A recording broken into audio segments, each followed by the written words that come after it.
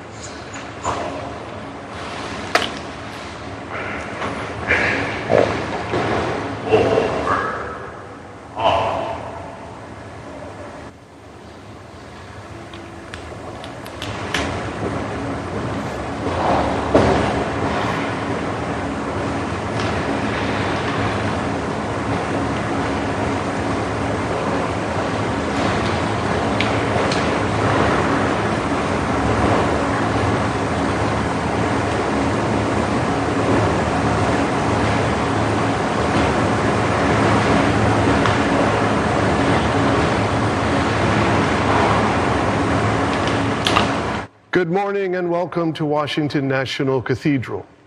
My name is Randy Hollerith. I'm the Dean of the Cathedral, and on behalf of all of us who serve God in this place, please know that we are a house of prayer for all people, and you are always welcome here. Today we bid farewell to a man much beloved by many, and I know it means a great deal to Senator Darlene Graham and to the entire Graham family to have all of you here today. Lindsey Graham was a man of faith, a longtime public servant who devoted his life to this country and to his cherished South Carolina. His untimely death leaves a void in both places, and we gather this afternoon to honor his life and commend his soul to God in firm and abiding faith that he now rests in the life hereafter. Let us pray today that God's love and peace may abide with him this day and forevermore. Now would you join with me as we give praise to God and sing How Great Thou Art.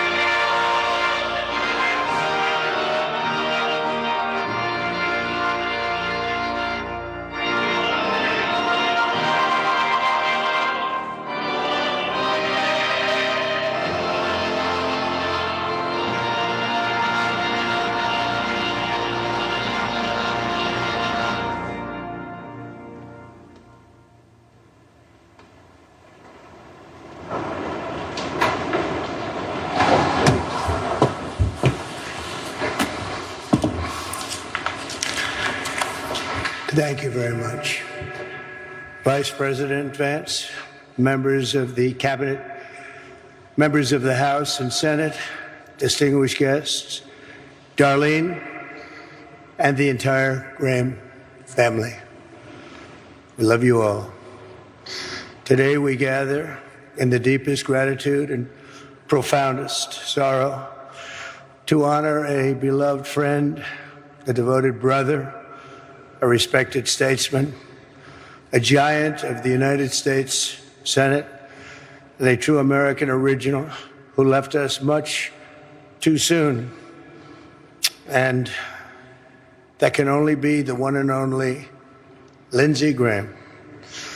By the strength of his steadfast convictions, the force of his magnetic personality, and the goodness of his noble soul, Lindsey rose from a small town in rural South Carolina, a place he loved so much, to become a constant fixture of American politics at the highest level, and a force to be reckoned with all over the world. For more than 30 years, nothing of consequence happened in this Capitol without Lindsey Graham knowing about it. Nothing of significance happened anywhere in the world without Lindsey Graham having a view on it. And no bill became law in the most exceptional republic in human history without Lindsey Graham having a say in it. He was a man who gave America the full measure of his good and mighty heart until that heart itself just gave out. But even though Lindsey's life was cut short while he was still so full of vim and vigor, there can be no doubt that he lived absolutely to the fullest. He died doing the work he was born to do.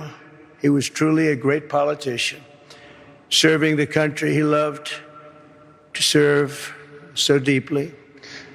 He went out at the peak of his career, at the top of his game, as a legend that every one of us, many of us here today, are blessed to know him, and a friend that none of us will ever forget. There was truly nobody like Lindsey Graham. It was his hometown of central South Carolina that Lindsey first learned the art of politics. His parents ran a bar and pool hall on Main Street with a room in the back where the family spent and had to do. As Lindsey said, his father taught him the key to being a successful bar owner is that you have to be funny enough that people will keep coming back, and that you have to be tough enough that you can stay in business and thrive. A very difficult combination. For his entire storied career, that's exactly who Lindsey Graham was. He was the first person to make you laugh, and one of the last people that you've really ever wanted to fight. These were the traits that made him into one of the great figures in Senate history. Few like him. As a boy, Lindsey also learned his first lessons in diplomacy when the wife of one regular patron called the bar asking for her husband. She demanded to know, where is he? The man instructed Lindsey, tell her I'm not here. And young Lindsey nodded and said into the phone to the wife, he said to tell you that he's not here. That was Lindsey. When Lindsey was just 20 years old, he lost his mom to cancer.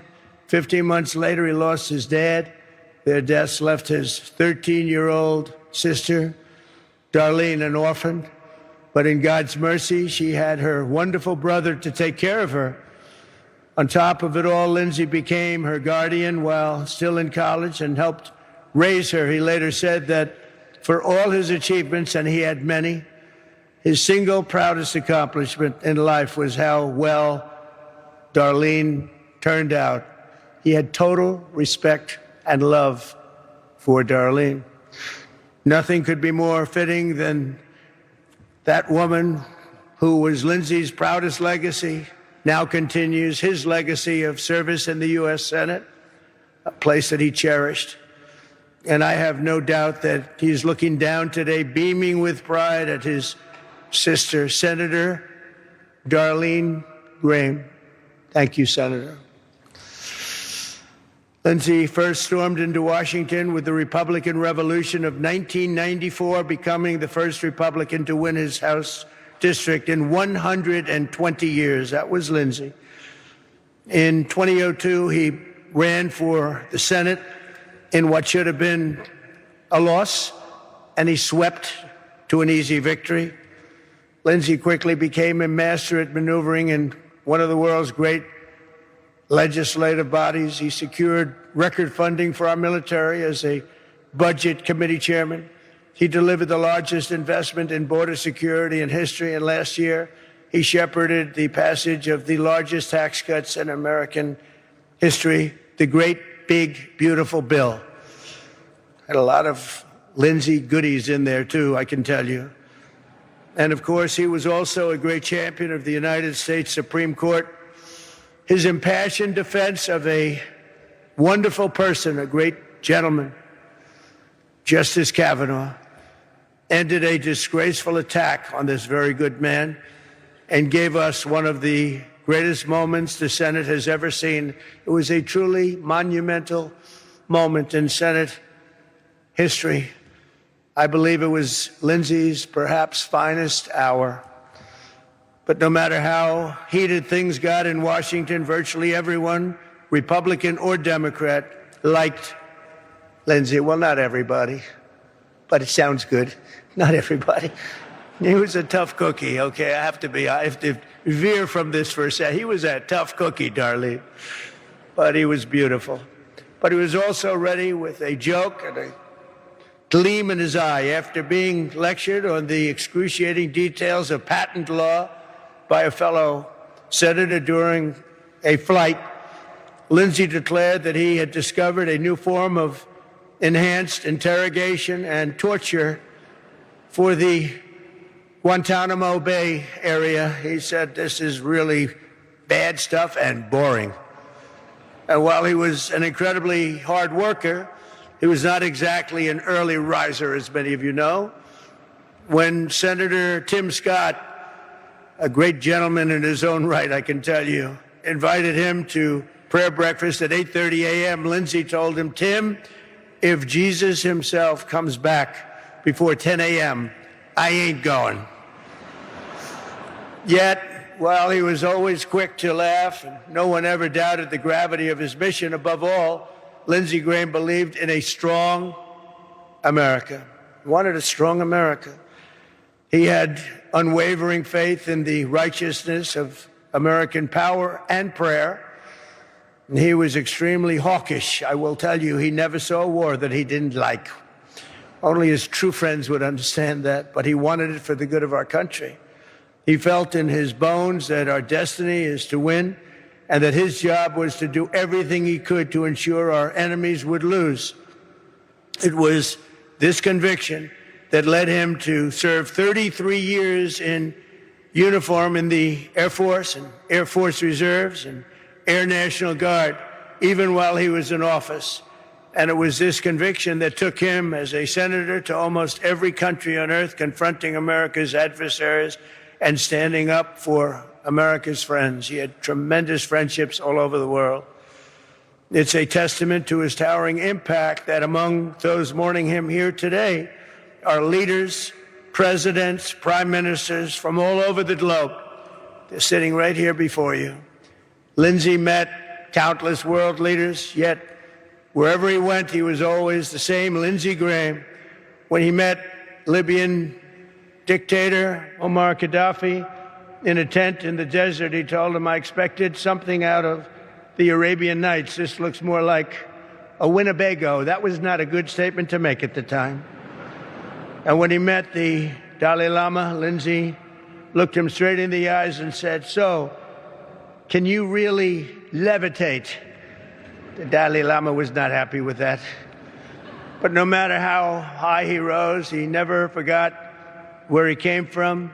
There's probably not a single town in South Carolina where Lindsey did not help repair a bridge, expand a school, improve a hospital, or recover from a disaster. He was a force of nature, and I will miss him greatly.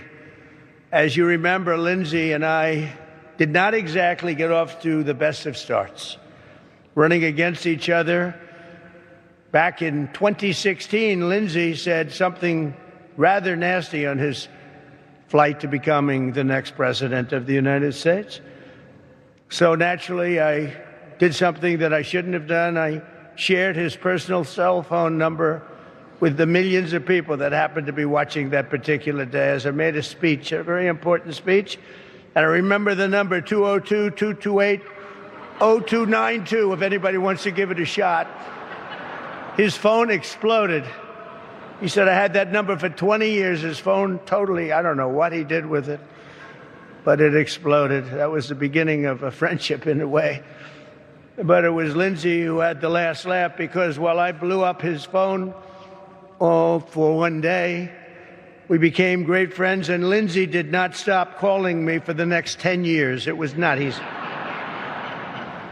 I always cherish the memories of our golf games, and only because of his really, and I will say, this memorial service, it's so hard to say, a memorial service for Lindsay, it's hard to say. But I'll admit that one time Lindsey Graham and Annika Sorensen actually beat me and Gary Player together. Can you believe that? Annika played very well that day, actually. But right to the end, Lindsey carried in his golf bag the putter that once belonged to his dad, and he carried it with him with class and with a ring that was so beautiful of his mother. And they were laying right at his bedside. The night he died, they were there. He had him with him at all times. From that pool hall where his parents raised him to the halls of the United States Senate, where he was respected and loved, the son of South Carolina became one of the most important men in the most important country on earth. In a city where politicians often become jaded and cynical, Lindsey Graham never lost the old-fashioned American idealism that brought him to the highest levels of government and life. He took his duty seriously without taking himself too seriously. He was unwavering in his principles, but always willing to listen. He always wanted to listen. And one thing about Lindsey that we all know, he never quit. You wanted him to quit, you waited for him to quit, but he would never quit. Above all, Lindsey Graham loved America, and he believed in the American people. If you shared that view, you had a friend in Lindsey. If you didn't share it, there was no fiercer or more constant opponent. Our nation needs more men and women like that great person sitting, laying, wherever he may be. I think I know where he is, and I think he's up there. I think he's watching us. I'm pretty sure of it. Scripture tells us that blessed is the man who remains steadfast under trial, for when he has stood the test, he will receive the crown of life. For 71 years, Lindsey Graham was strong and steadfast. As a brother, a senator, a warrior, and a patriot, he withstood every last test, every single test that you can go through, and every trial. And now he wears the crown of life in heaven, reunited with his parents and reunited with his Lord. I end by saying something very, very special. Lindsey, we love you. God bless you. We will always be with you, and you were very, very special. Thank you. Thank you very much.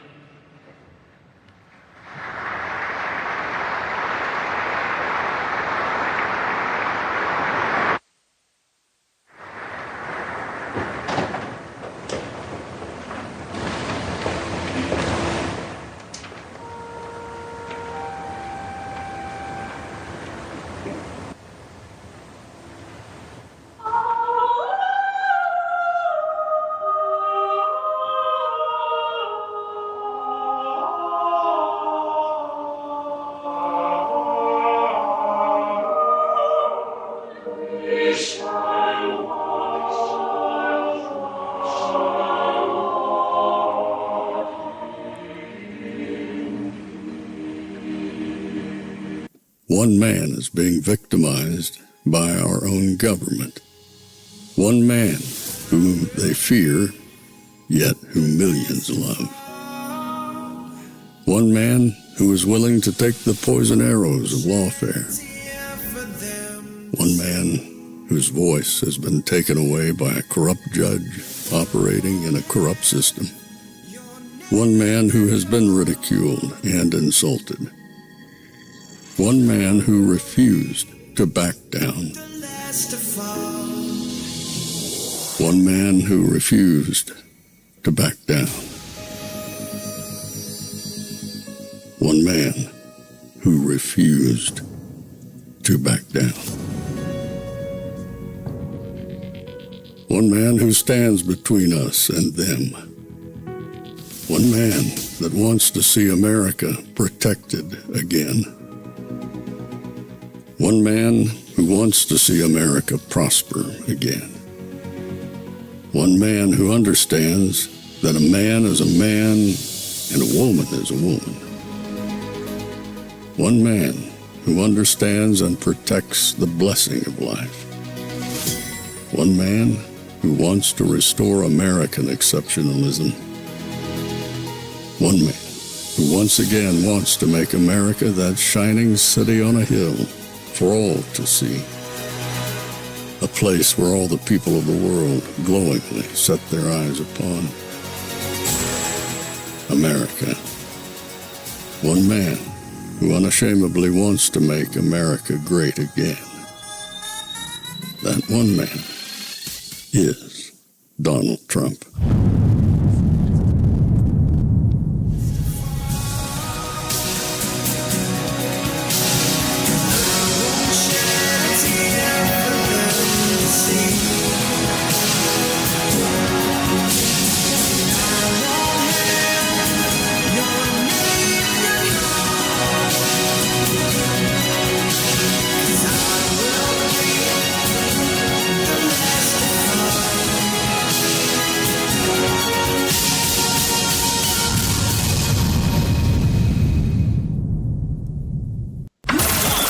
This is Fanfare with Barry Cunningham.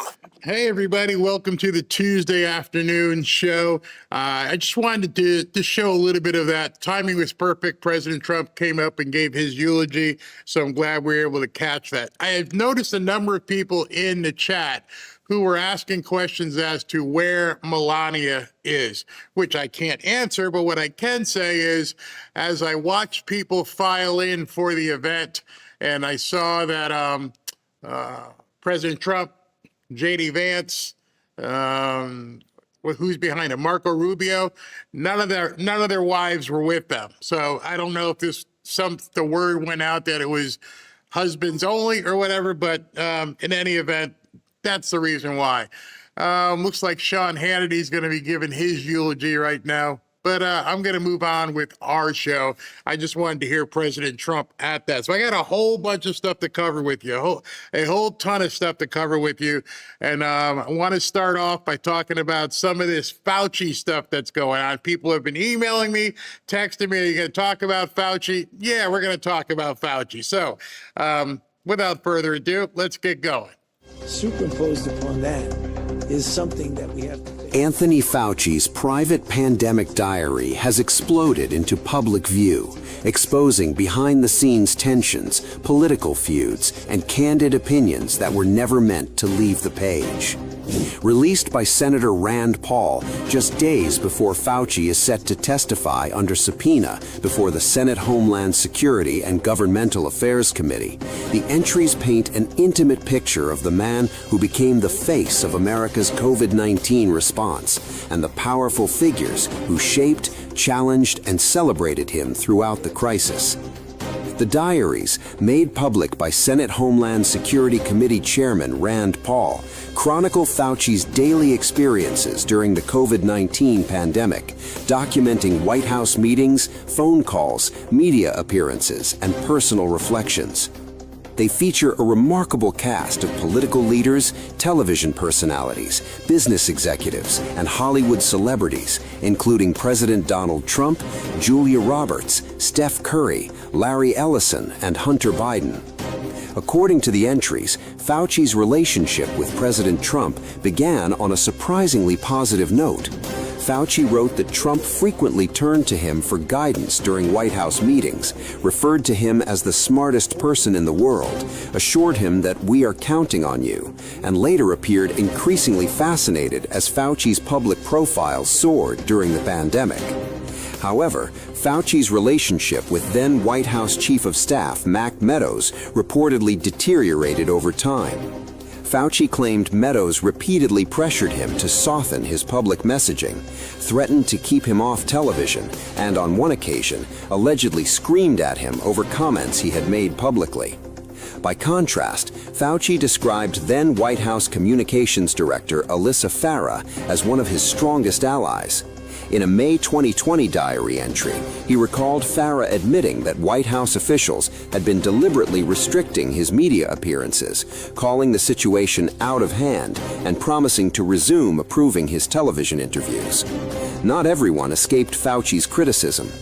In a July 2020 entry, he blasted then HHS Assistant Secretary for Public Affairs, Michael Caputo, describing him in explicit terms as a con man who publicly claimed to support Fauci's television appearances while privately blocking them. The diaries also reveal Fauci's close interactions with prominent journalists. CNN anchor Jake Tapper appears frequently throughout the entries, with Fauci documenting text messages, phone calls, and dinners at Tapper's home in Washington. Fauci wrote that Tapper privately checked whether one of his CNN interviews had caused problems inside the White House. When The Atlantic's Peter Nicholas suggested Fauci had been humiliated after a canceled Tapper interview, Fauci recorded an angry response in his diary, directing an expletive at the journalist.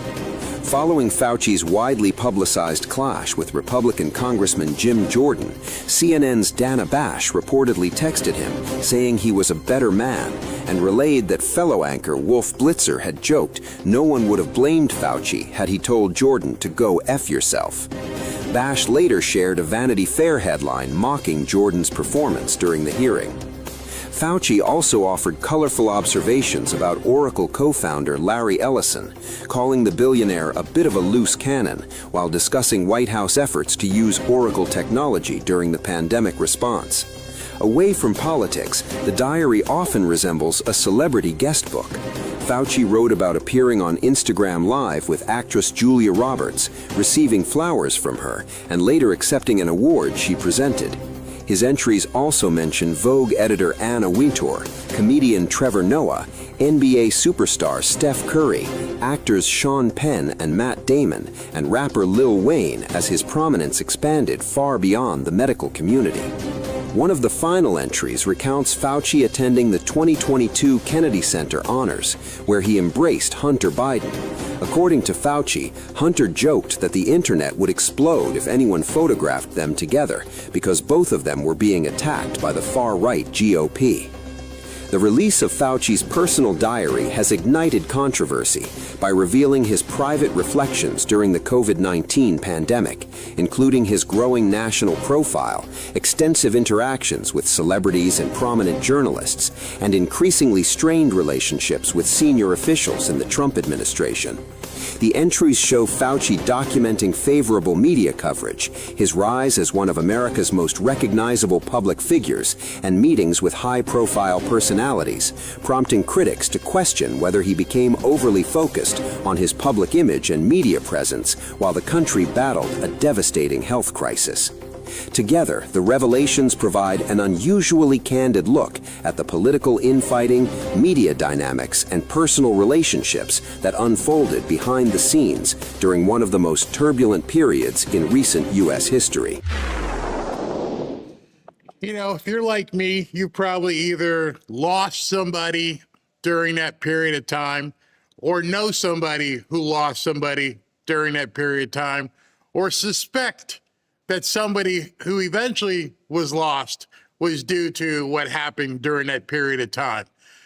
You know, as much as we complain, we've gotten to an era now where we can actually discuss this.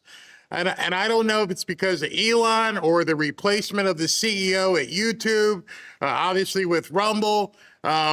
but now we can actually talk about this. I mean, in certain situations, they still don't want you even bringing this entire thing up. But it's there, and even though the Democrats, which is kind of interesting, the Democrats want to look away, and they still don't want to talk about it, even though I am sure that many of them lost people, knew people who lost people, or suspect later on that people who were lost were because of what happened. The dance that we've all had to do, and even looking at this guy's face, even imagining sitting in the same room with him, what so many people would probably do. This guy's, his quality of life right now must be complete crap. He has to know that more people want him gone than probably want the president gone. But he surrounds himself ideally in a cocoon where everybody glows and haws, hems and haws over him, even though it might have been fake. How many of you had a diary? Well, let me rephrase that. How many of you women had a diary? I don't know any men that had diaries. Now, I know some people took a journal, but I don't know any men that had a diary. Now let's make that circle smaller. How many adult men have a diary? There's something not right here. There is something really, really wrong here. And I don't know what's going to come. We're going to try and broadcast it tomorrow, the hearing where Fauci's coming out. But I don't know if anything is going to come for that because his goose is cooked. He already got a pardon preemptively, whatever the hell that means. And so tomorrow, the questions that are going to be asked of him, he really has no legal grounds to say, I take the fifth, because you've already been pardoned for, you know, whatever crimes you did preemptively. So how do you take the fifth on stuff that you've already been pardoned for? Don't know. But I doubt he's going to answer the questions. But then again, he's such a cocky little imp. He may feel it like, whatever, I'll answer your questions, even though it may open him up for perjury on another charge. But since it's been a couple years, who knows what he'll do? The bottom line is we do have at this point enough information to know we were screwed. We were absolutely manipulated. I don't know if they'll turn off the video anytime soon because we're going to go through some of this stuff. And it's absolutely insane that a grown man would talk in this manner. A grown man who sounds like he was, you guys remember back in the 80s when Saturday Night Live used to do that skit of Jack Handy? Well, it sounds like some sort of Jack Handy stuff. This guy was in love with himself. I envision him getting naked on his bed and reading his own stuff and having his way with himself. That's how eerie some of this stuff sounds. I don't know how much of it you've read thus far, but we all know the bad stuff, and this stuff here is just like sick, absolutely sick. And now there's also a documentary floating around on his hands that he had in with the entire AIDS epidemic. And so we have our own version of Mengele walking around. And someone, please, is going to have to explain to me why he was the single highest paid person in government. He was making more money than the presidents were making. Why? What was it? What was the aura of little Fauci that he was so regarded, that he made so much money?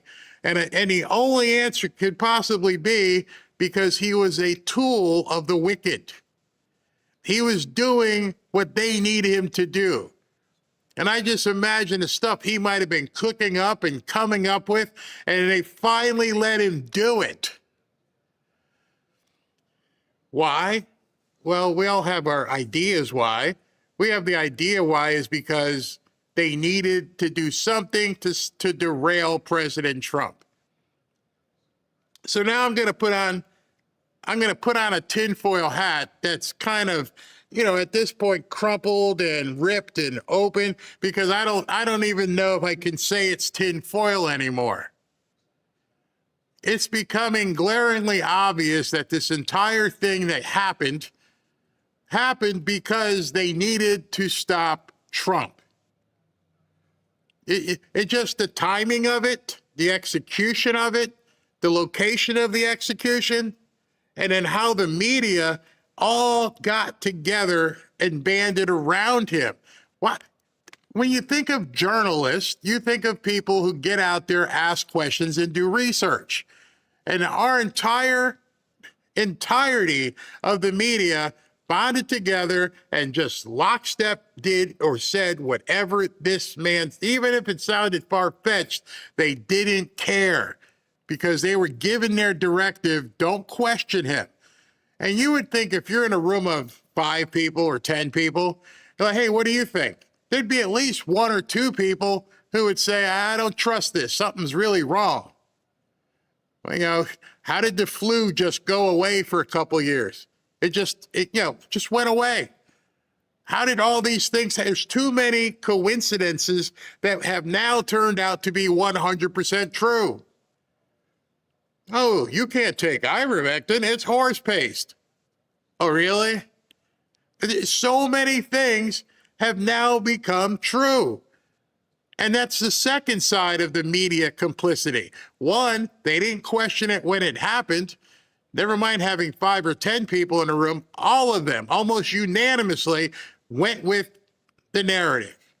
And now on the second side, the flip side, after we're out of it, they're not questioning anything.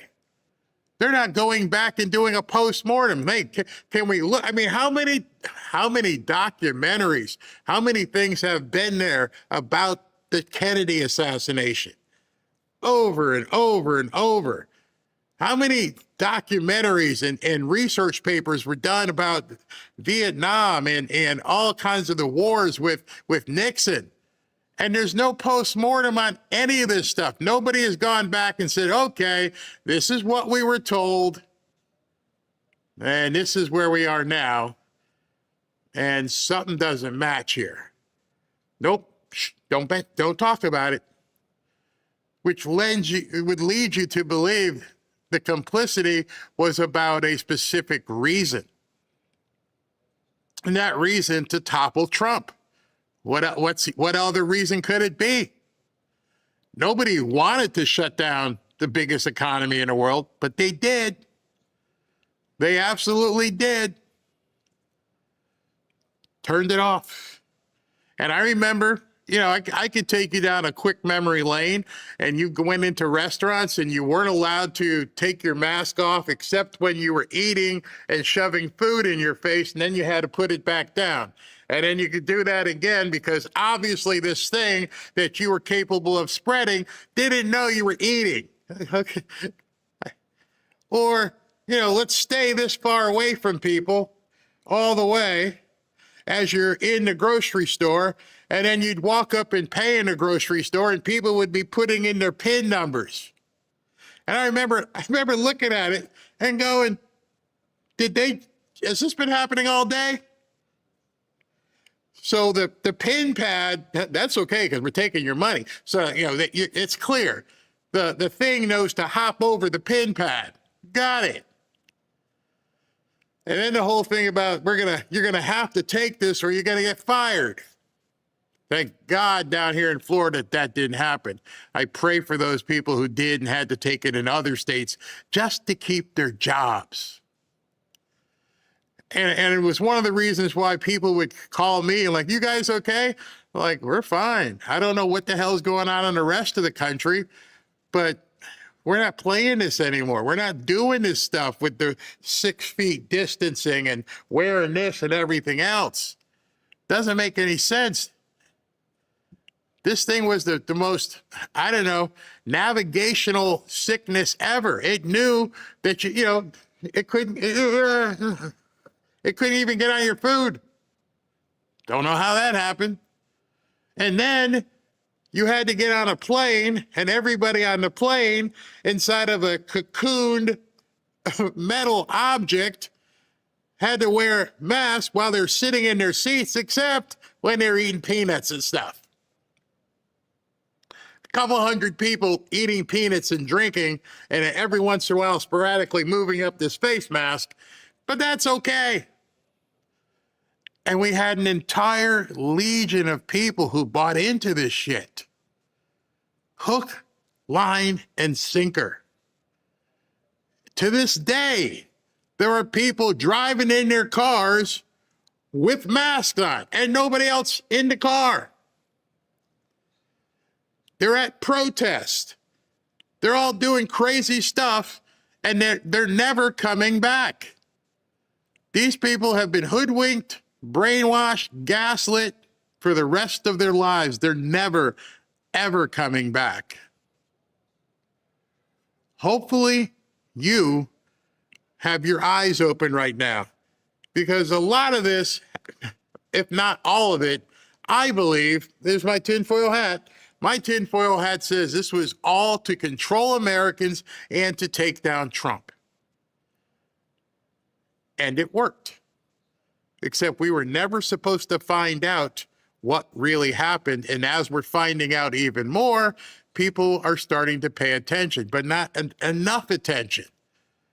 And the distractions of the Democrat socialists and the panicans and the rhinos, there's still so many people trying to fight President Trump. I firmly 100% believe all of this is connected. SB had sent me something earlier, and I saw it as well, and I didn't know when I was going to work it in, but here's a post by Clandestine. It's long. I'll let you read it on your own. Trump administration is exposing the truth about the DNC, CCP fraud, CCCP meaning China, in the 2020 election, while simultaneously exposing the truth about Fauci and COVID. This is not an accident. These two things are connected. You know, when I read stuff like this from people, I realize what he's doing is just verbalizing what many of us have thought and talked about in private. We weren't able to discuss this kind of stuff in public. It says the people are being briefed, soft disclosure, and being prepared to be told that the C-19 was a man-made thing intentionally as a part of the broader plot to remove Trump from office. The deep state created and released it as a part of a regime change operation. This was the contingency after the Russiagate, Mueller, and bullets failed.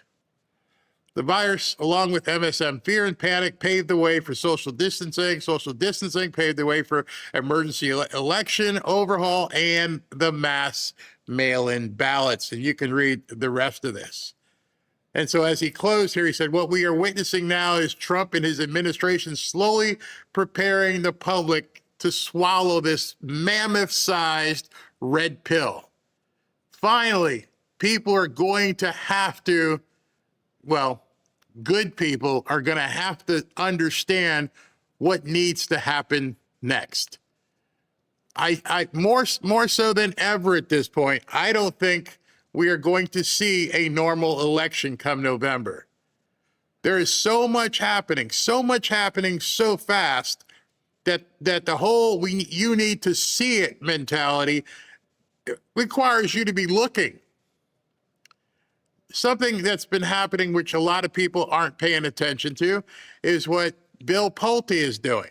And what Bill Pulte has been doing has been a lot of soft disclosure and letting people know what's happening. I posted this one post earlier today, and it says, how obtuse does you have to be to not see that President Trump is about to bring the whole disease temple down? From the movie Law-Abiding Citizen, I think that was the name of it. And in this one document, now understand, there are literally tens of thousands of pages floating around that people aren't paying attention to. And in this one document, with all going back and forth, you have a woman in here who says, I am running a shadow government. Yeah, a deep state shadow government. things are about to get really hairy moving forward. In fact, Ashley and Robin and I talked this morning, starting in September, after the summer, after Labor Day, I'm going to go back to 2 shows like Monday, Wednesday, and Friday. I'm going to start doing 2 shows, a lot of different changes on how I approach things, because I think we're about to see a news cycle unlike anything you have ever seen in your life.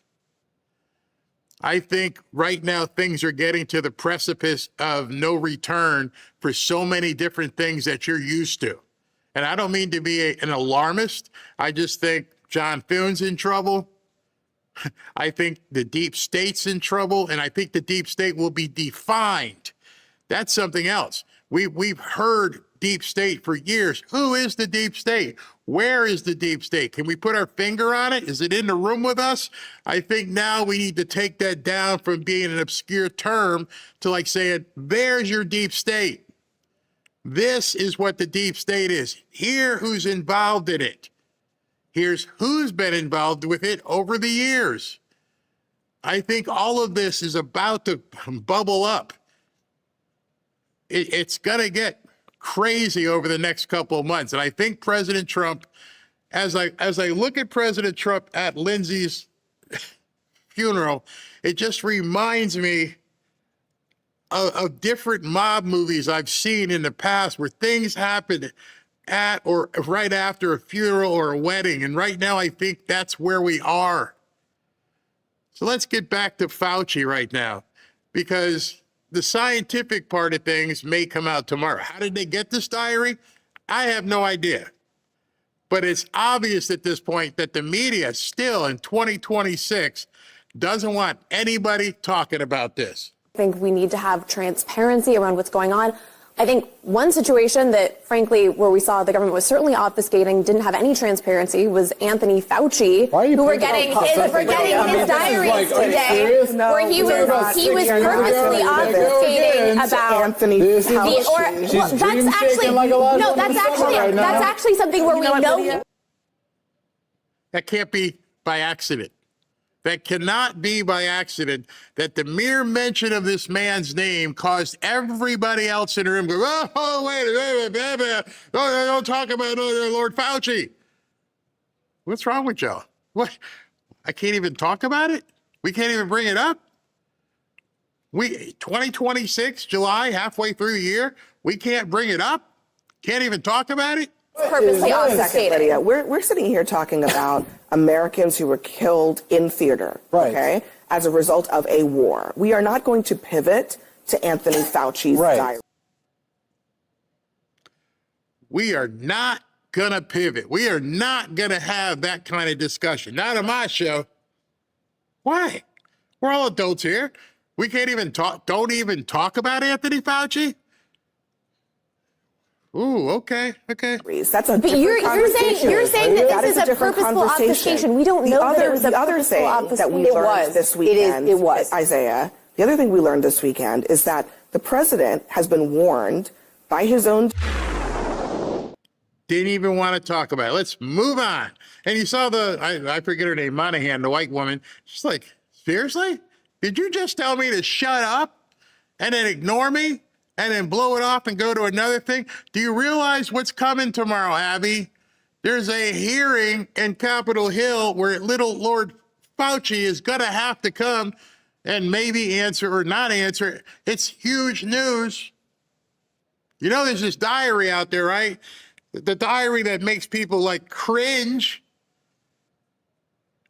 The diary is cringing because of so many different items. Let me see if I can bring up some of these items for you, because the best one I found, because I was looking for not a chronological order, but somebody who compiled it from all that little stuff that you saw in the paper. And one of the people I found was this profile called Kanoka the Great. It said, Fauci's diary says he privately put the virus's fatality rate at 0.2 to 0.3%. Under oath, weeks later, which will come up tomorrow, he said it was 10x. Yet in his little diary room, it's no big deal. It's only 0.2, 0.3. But I'm going to tell everybody, it's the worst thing ever. Let's shut down everything. February 8th, private diary, case fatality, no more than 0.2 to 0.3. March 10th on Hannity, the mortality is for about 2 to 2.5. It's probably lower than that, close to 1. But even if it's 1, it's 10x more lethal than the seasonal flu. March 11th. The stated fatality rate of this overall is about 3%. He was picking numbers out of his ass. So much for the science. If you count all the cases of asymptomatic infection, that probably brings the mortality down to 1, which means it's 10x more deadly than the flu. March 27th. The mortality of this is about 10x the flu. It's at least 1%. This was on Jon Stewart's Daily Show. He wrote 0.2 to 0.3 in his journal, then told the public over and over a number 3 to 5 times higher than that. Can you explain that, Dr. Fauci, how you were saying it was one number and then all of a sudden it became a different number? No, you can't. You can't. Then this one I love. And these are all directly from that diary. March 21, deaths 9,800. Big front page article about me appeared in the Washington Post. Very flattering. He wrote this about himself. My national and international fame is explosive and really unimaginable. It's not hyperbole to say that today I am the most famous and talked about person in the country and one of the most recognizable persons in the world, as he took out the baby oil. March 22nd, cases continue to soar, 30,000 in the U.S. with 400 deaths. Press is going wild with me as the baby oil was flying. The press is going wild with me. Who says that about themselves and then writes it down? Front page, Washington Post. These are all quotes. Yesterday, an op-ed by Maureen Dowd in New York Times about me. Next quote, profile by Peter Nicholas on me in Atlantic. He tracked the body count and his press clippings on the same page. This guy had to go through more baby oil than P. Diddy. He loved himself. He probably had a mirror on the ceiling. Oh my goodness. Oh, it's fantastic. They're talking about me. It was a big joke to him. It was puffing up his chest. I'm just making up numbers and I'm on every newspaper, every television show. They all love me. While people's family members were dying alone. His diary also shows a strange obsession. Look, Laura, when you read these things, what emerges is a guy obsessed with his own celebrity and any celebrity, really. At one point, he writes of Julia Roberts, when my image came up on the screen, she gasped and said that every time she sees me, her throat gets dry and she gets nervous and excused herself to go into the kitchen and get a glass of water. So rad that we have maybe the... This guy must have never got any attention as a kid. He must not have got much attention as an adult or a young adult, where all of this was so, it made him feel so good. Like, you know, I'm kidding about the baby oil, but as you hear some of this stuff, you might think yeah, this is probably what was going on. Sure, the red lights were on and the mirrors were, because it's sick. But it's more sick that these actors and actresses and media people fawned over this guy like he walked on water. Now, understand, Julia Roberts is an actress. But this thing, this whole, as you're looking back into 2022, you're like, wait a second. Why were they hoodwinking people like this? Coolest man on the planet right now. Wow, and there's the room. This is intense. Does anybody else have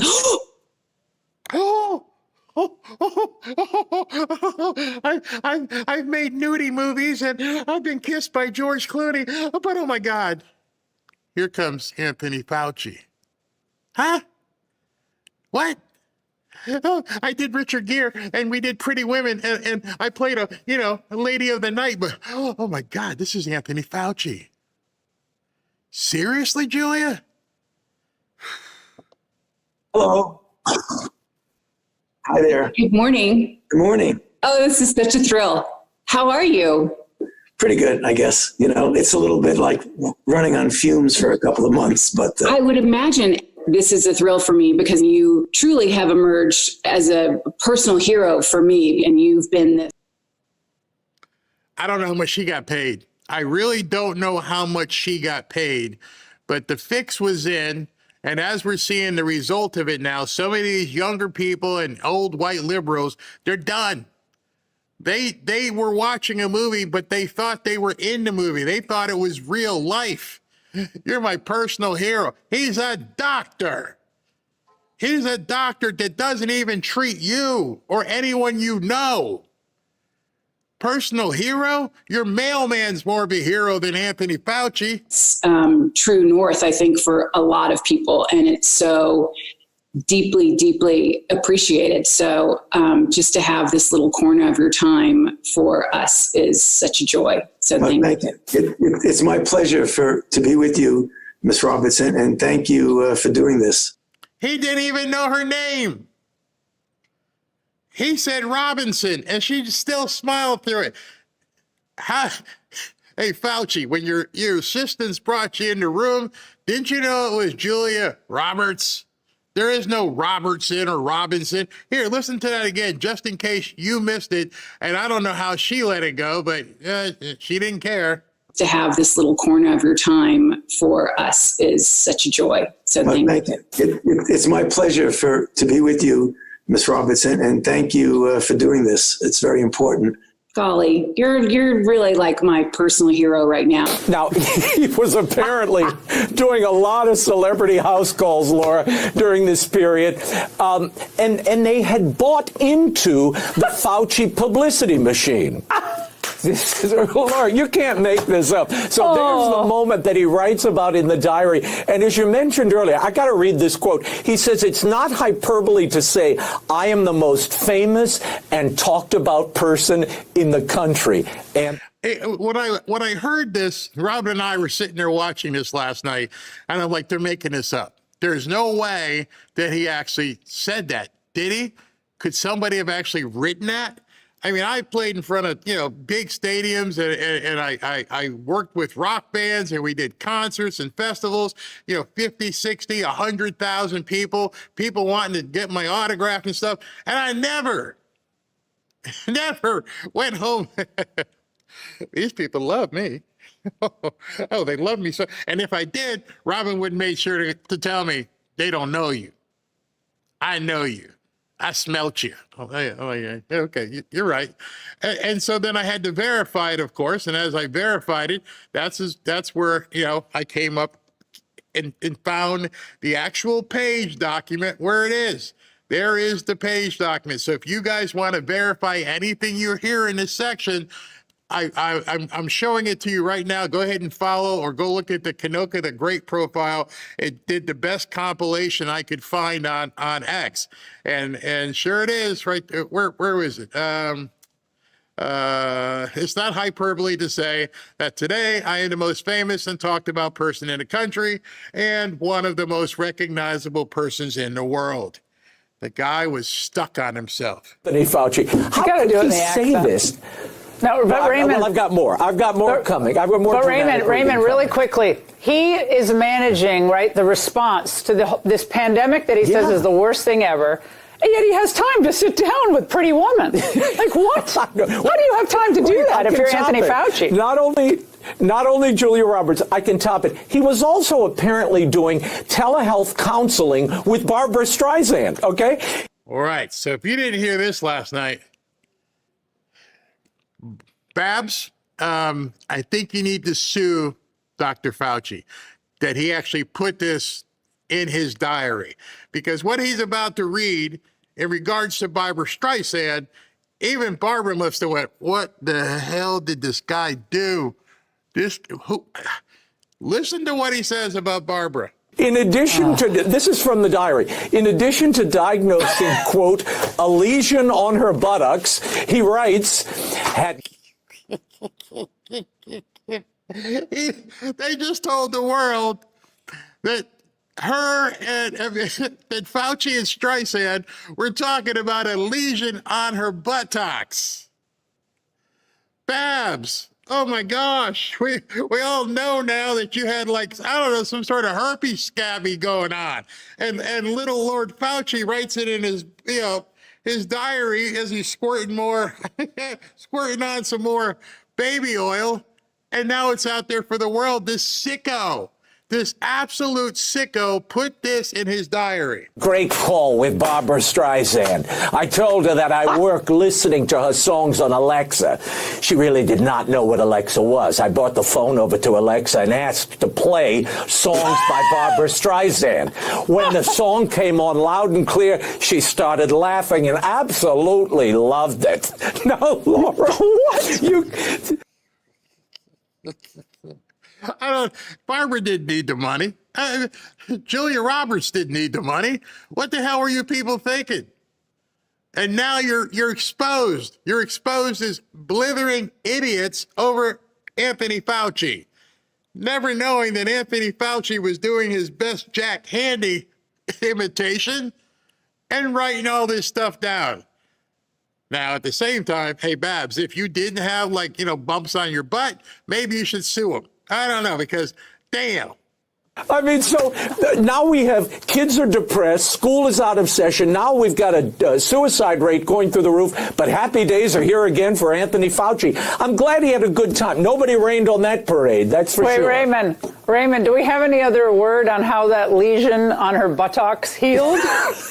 Well, he does say that it healed up, and he advised her to get the mRNA vaccine, which leads to all these horrible outcomes. So Bab's lawyers, I'm sure, may be calling Grand Park's committee before it's all over. You know what's sad about this is that here in 2026, as we're looking back, the absurdity, the insanity of everything you're hearing right now is mixing with the memory of pain that we all went through. I personally didn't have anyone that was in my, actually, we don't know. We don't know. Even with Robin, there were some relatives that passed on. It's kind of suddenly, but, they wouldn't tell us it was because of the thing. And so we never got a confirmation because nobody ever died of the thing. It was always something else, but it always a couple months after getting a shot. And so it is like a bittersweet type thing consuming this stuff, is because now everybody should be understanding, oh my gosh, my friends, my family members, my coworkers, they went through all of this heartache while this guy is sitting home doing whatever he did, talking to Julia Roberts and Barbara Streisand and this person and writing all this stuff in his diary. From a scientific perspective, he details the 2014 thing, and he says Fauci's records multiple lapses at the CDC, including personnel not adhering to protocol while handling anthrax, brucella, and influenza. If the CDC could make mistakes like this, then virtually anyone can. I mean, it was flippant. I literally have 12 tabs of quotes. 12. I mean, let me show you. Okay, there's one, there's two, there's three, there's four, there's five, there's six, there's seven. It's voluminous. I'm showing you the stuff that can hopefully bring some levity to the situation. But if you want to go look at some of this stuff, I urge you to go to that profile. Like I said, it's the most exhaustive compilation I have been able to find. And it literally it coincides with every single drop inside of his diary. We were screwed. We were lied to. We were taken advantage of. We were stolen from. Stolen the lives of people we loved and money out of your bank. You couldn't do certain things. You couldn't work. You couldn't go to church, go to liquor store, all to try and take down that one man. What was that terrible movie of hers, The Mirror Has Two Faces? Was Yes, it, right? The Mirror Has Two Faces. The buttocks has two faces. What? This is crazy. Well, all right. What was going on with Ari Emanuel, the talent agent, Raymond, and Fauci? Yeah. All right. So Ari Emanuel is Rahm Emanuel's brother. Now, I don't know if you guys, I love the show. I don't know if you ever watched the show Entourage. And Entourage, they say, was about Marky, I still call him Marky Mark, Mark Wahlberg, and how he became a star. And Ari, in the show, was patterned after Ari Emanuel. And Ari Emanuel is a big-time power-hitting agent in Hollywood. And so I used to love the show Entourage. It kind of reminded me of some of the things I went through, and I loved it.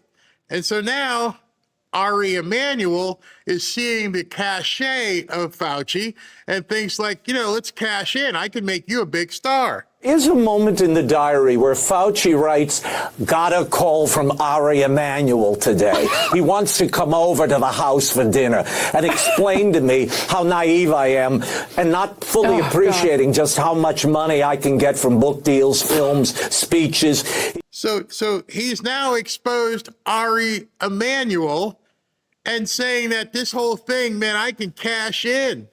I'm Anthony Fauci. All these people are sick, dying, or dead, and I'm figuring out how I can cash in. And I've got Babs, and I've got Julia Roberts, and now I've got the #1 agent in all of Hollywood calling me. This is the #1 guy, the guy who's featured on the show Entourage on HBO. This guy, the guy, is calling me. It's very obviously hot to be my agent when I step down from the United States government. I mean, the guy he's clearly on the make the entire time. The diary is. That's the key. He was clearly on the make the entire time. This was a lottery ticket to Anthony Fauci. The fact that he was hobnobbing and doing all this, and the fact, I don't know who called who. I guess he said Ari Emanuel called him, which I don't know how that happened. How did Ari Emanuel just happen to get Anthony Fauci's phone number? But, maybe they had some people in their co-network or something. But now, Ari didn't say, I'm worried about the disease. Can you help me? He didn't say, I've got some friends or family members who are sick. Can you help them? No. Ari Emanuel says, we can make some serious cash. Funny. Everybody's supposed to be freaking out because this thing is falling out of the sky and people are dropping dead in China. And we're parking boats in Manhattan because we can't keep up with the corpses. So Ari didn't say, I got you on the phone. Can you help me out? No, that's not what he said. You find that interesting? Same thing with Julia Roberts. She didn't say, hey, Dr. Fauci, I've got some friends, family members, other actors I've worked with. Can you help us out? No. And Ari's first thing is, we're going to get paid. We got to make some money. Tear-inducing because his kind of lack of self-awareness and how bad this looks in print. Who would write this stuff? Only a narcissistic, evil, satanic, demonic scumbag would. That's the only person who would. Nobody else. Laughing it up, chuckling, writing all these diary entries. I'm kidding around by saying he used the P. Diddy method. But at the same time, have you ever read something from an actual adult that said stuff like that? They love me. Oh, they love me. And Barbara and I talked, and what? This was a big joke to him. He must have came back and said, oh, CNN's got the ticker up there. These people are all freaking out. People are dying. And they can't trace it back because people died from stuff. What? My sister right now is having blood clot issues. And it was funny because Robin was talking to my other sister and she just kind of said, did she ever get the thing? And I'm like, yeah, a couple of them. Oh. Was she sick before that? Mm-mm. But she's been sick for like 2 years now. Yeah. Okay. But nobody's telling her at the hospital and the doctors, nobody's saying, hey, listen, I think it happened because of this or that. But wait, there's even more. There's something you're about to hear that is so bad, so reprehensible that you might cry. Wait to hear this. What do Fauci's private diaries reveal most to you? Well, let me add one thing to that kind of litany of parade of horribles that we just saw. We had in our country, because of Dr. Fauci's leadership and other reasons, we had the highest mortality rate from COVID of any country in the world. So we literally did worse than any nation in the world. We had a death rate in our country of 3,000 per million population. There were other countries, for example, Africa, all of the countries in Africa averaged about 350 deaths, so 1/10 of what we had in this country. There were nations like Nigeria and Haiti that had 14 per million population, so 1/200th of what we had. We could not have done better. The mismanagement of this pandemic and these diaries, and then the media malpractice that told us all we had to trust the experts, and that he was the expert that they elevated. And anybody who did not give complete blind faith to these expert opinions, which we now know were lies, was marginalized, vilified, demonized, censored. Canceled. Yeah, I mean, I pointed out that this almost certainly came from the Wuhan lab, and I lost my Instagram was canceled with 1 million followers for misinformation. I never put any misinformation up. I put up all the things that we now know are true, and it was that we now know are true. Why were all these other countries having such a much smaller death rate? I remember seeing something back during that time, and somebody couldn't believe it. They went out to Amish country, and Amish people were fine. And somebody asked them, because we don't have television. And it might have been a joke, but it made so much sense. We weren't sitting on the television wondering, oh my God, everybody's dying. What are we going to do? And causing mass hysteria. And you think of some of the countries that RFK Jr. just mentioned, they didn't have CNN running 24/7 either. Hey, you sick? Yeah, well, call the witch doctor, fix him up, he'll be all right. But here, it was you couldn't get away from it. Every station was talking about it. So if you don't have television, you probably just thought you had a bad stomach ache or something. How is there any other explanation how all of the other countries who have less in terms of their ability to keep people safe, they didn't have nearly the death rate that we did? Wow. Cold misinformation, and the press was part of this collaboration. It was corrupt, and it did tremendous damage to the media in this country and to America's faith in that very important democratic institution. It also did incalculable damage to public health.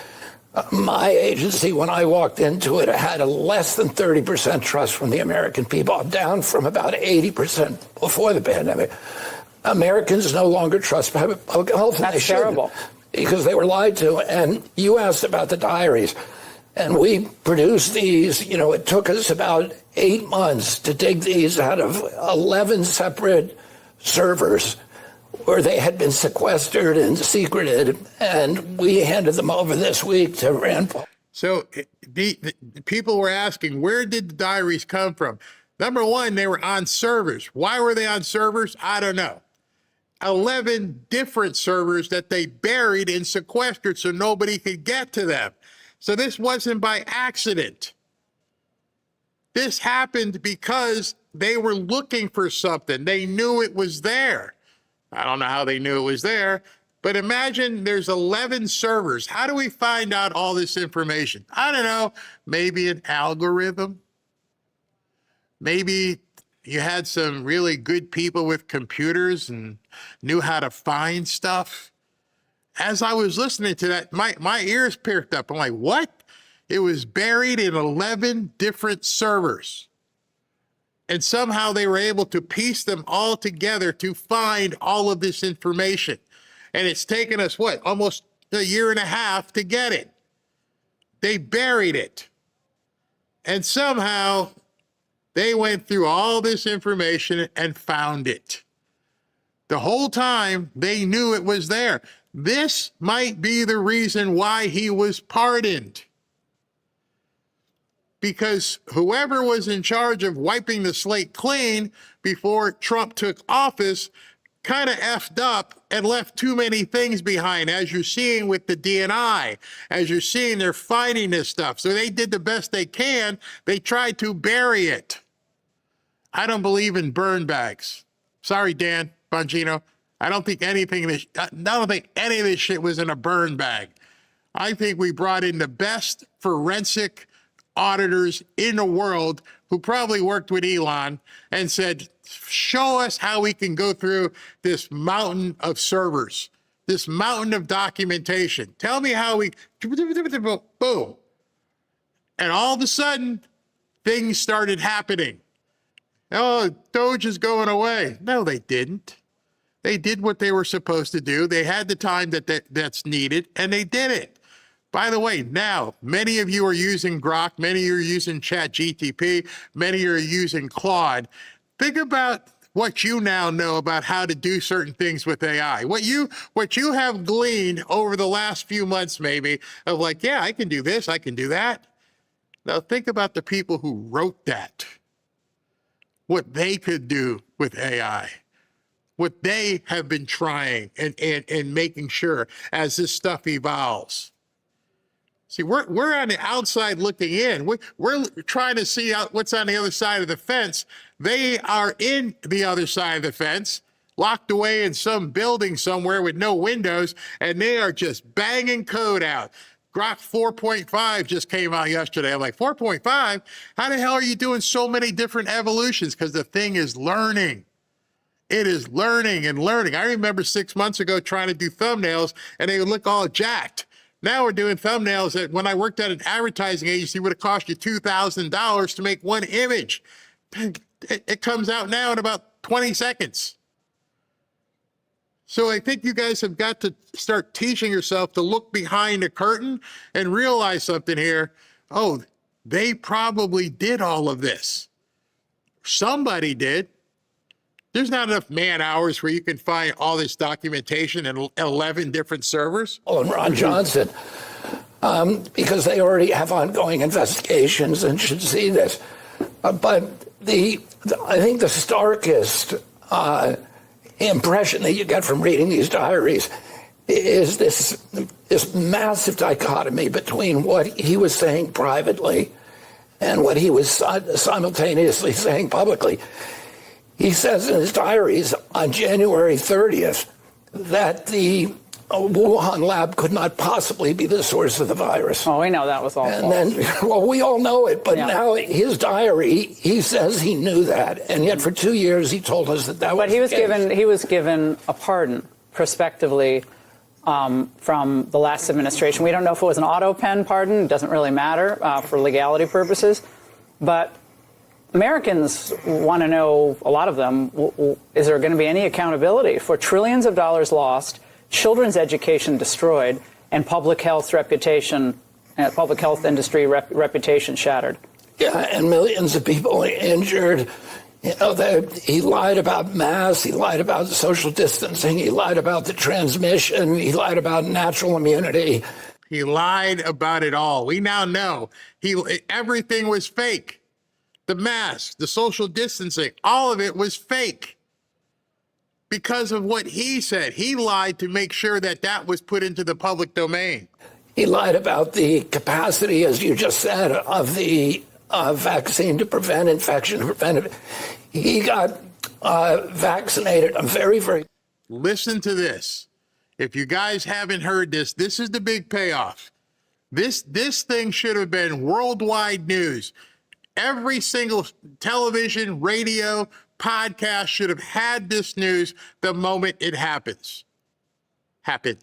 I want you to listen very closely to what he says right here, and it's going to blow you the F away. Public press conference in January of 2020. And then 5 months later, he had, and this is the first time that we knew this from the diary, he had a pulmonary infarction. Come on. Come on. The guy who's telling everybody else to take this thing, he himself had a heart attack, basically. His heart nearly blew up because of what happened, and nobody said a word. Nobody in the Biden administration, nobody in the media, none of the doctors, nobody said anything. After he took the jab, he nearly got taken out. They lied about everything. That one statement is what is central to all of this information. The guy himself who was going on TV, using his baby oil, talking to Julia Roberts and Barbara Streisand and Ari Emanuel, almost kicked the bucket from the very thing he was trying to tell everybody was safe. Look it up. I heard that and I went, oh my God. That was the single biggest news story of the entire pandemic. And nobody, not even Fox, covered it. Which is one of the adverse events that NIH, CDC, and FDA said are expected from the vaccine. He never told anybody. He got treated for it privately by the best doctors in America. At the same time, he was telling everybody that that was not an adverse event. Is there anything else we're missing from these diaries that has not been released that you can share with us tonight? I don't think, I mean, I have to say a lot of this stuff is in my book, but based upon other documents. But there's something very dramatic, even for me, of seeing him write it in his own journal, confessing to being wrong, to lying about all also this loving stuff. His own press. I mean, they're going on and on. Well, I'm the most famous person in the world, internationally and nationally. I can't even go out to a restaurant because people want to take pictures of me.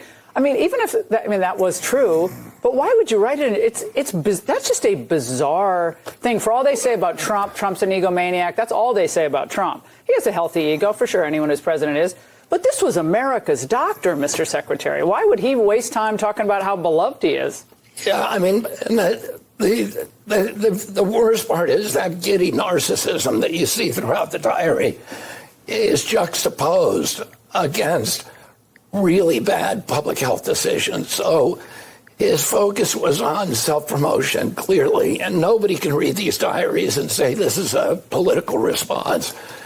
His focus was on promoting himself, on getting on TV, and not doing public health. Didn't he get some award? He's working at Georgetown, I believe, or got some position at Georgetown. What do you say to Georgetown University tonight?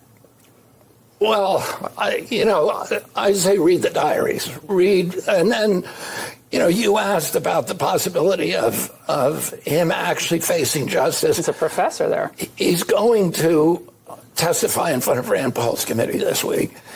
And that actually is tomorrow. So should be some interesting viewing. Well, let's take a look at that tomorrow.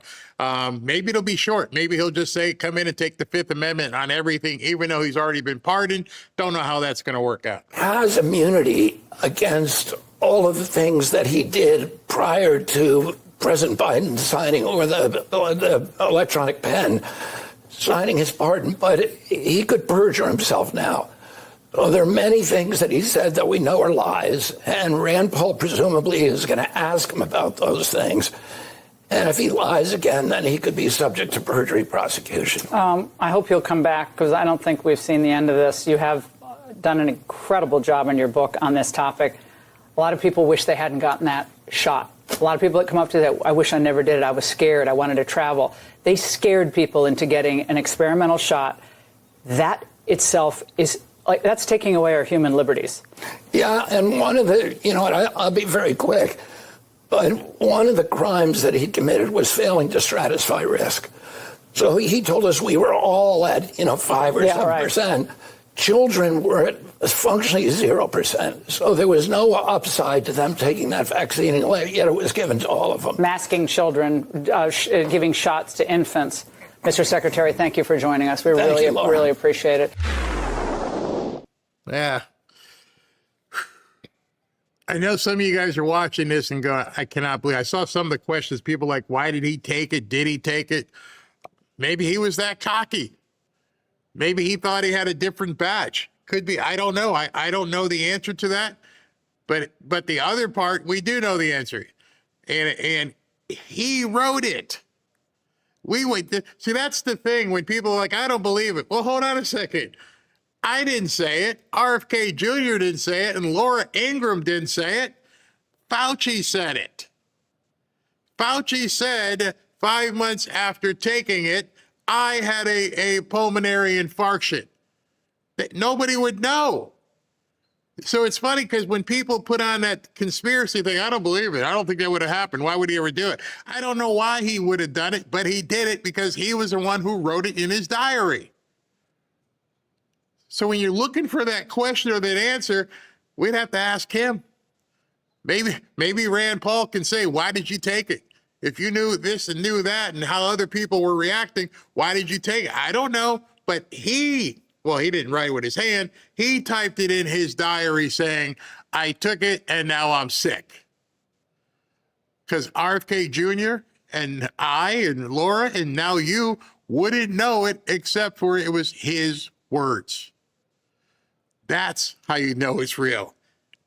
Because nothing else is. Everything else was a lie. Maybe he lied about no, he couldn't have lied about that because he had to go get treatment. They now know where to look to make sure he had to go to get treatment for his pulmonary infarction. He almost killed himself. I don't know, maybe he got high in his own supply. I can't tell you. But the fact is, this guy goes up in front of Congress again tomorrow, and I hope he doesn't do something stupid and try to get around it. Crazy. I'm long on time here. Let me go ahead and take a break, and then I'll bring up SV. But wow. Let me do this. Let me talk to you about Lear real quick. Have you ever looked at one of today's biggest investment stories and thought to yourself, boy, I wish I'd gotten in on that sooner? Maybe it was AI. Maybe it was SpaceX. It seems like by the time the rest of us hear about such an opportunity, the biggest gains may have already been made. But what if the next opportunity isn't a headline? What if it's not the next opportunity? What if it's right now? What if the headline that's being made is being made as you are watching this video? And I'm talking about silver. Silver is a critical material behind the AI revolution. It's used in the technology that powers data centers, advanced electronics, robotics, and the infrastructure AI depends on. And if AI keeps growing the way many expect, the demand for silver could grow right along with it. Here's the thing, you don't want to be learning about this after everyone else catches on. Remember, as of right now, the silver price prediction is still for $150 an ounce. That's why I want you to get a copy of Lear Capital's free report, The AI Revolution. It explains why so many investors are taking a closer look at silver and what could be driving that demand in the years ahead. Call Lear Capital now at 800-601-5430 to get your free copy. And while you're on the phone, ask them how you can qualify for up to $20,000 in bonus silver. I've owned silver for years because I believe in having tangible assets, real silver, real gold, the actual thing, not a piece of paper, because it's part of a diversified strategy. Whether you decide it's right for you is your decision, but at least before you make your decision, get the facts before that everyone else are talking about. Call 800-601-5430 or go to learberry.com and you can quickly just download this right there, this report, and just educate yourself, edify yourself to where you feel comfortable making that decision that could change your life. Be right back.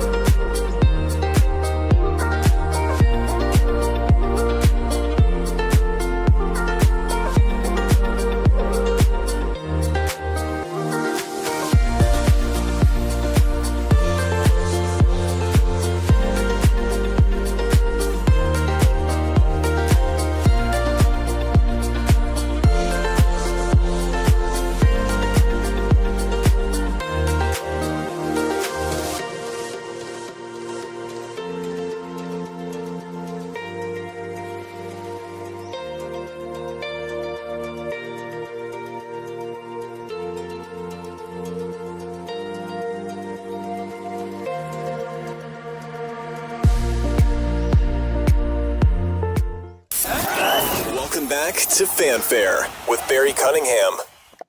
There you are. Good afternoon. Good afternoon. haven't seen you in a while, man. We got a real rapid pace going on here. Hey, gosh. I'm always ready. I'm ready. All right. Hey, guess what? What's one of the greatest mysteries of C19? What? Where did the flu go in 2020 and 2021? Go to cut 5. 5? Oh, you're bouncing me all the way around like that. The numbers, the numbers are out of sync, but I had to delete a couple because you already covered them. Okay, well, I mentioned this too as well, but this is same person, Kanoka the Great. Yeah, one of the greatest we'll show mysteries. the people graphically. Yeah, COVID. Where did the flu go in 2020 and 21? It literally disappeared. Actually, 100% impossible. Could not have happened. Exactly. And it completely, there was zero. It was gone. It was cute. We were cured. Trust the science, they said. They said the worst part about it was you were not even allowed to talk about it. I don't know if I'm allowed to talk about it now. They may delete this afterwards. Let me go to number 4. Bask up. Hold on. Bask up. Let's go to number 4 because that kind of relates to it as well. What do you got here? All right. That's the one that actually I took off because that's where RFK talked about Fauci. He could be prosecuted even though the auto pen gave him protection. So I looked it up on Grok. Grok said that it's going to be kind of tough. Like he can do it. It depends on what he's asked.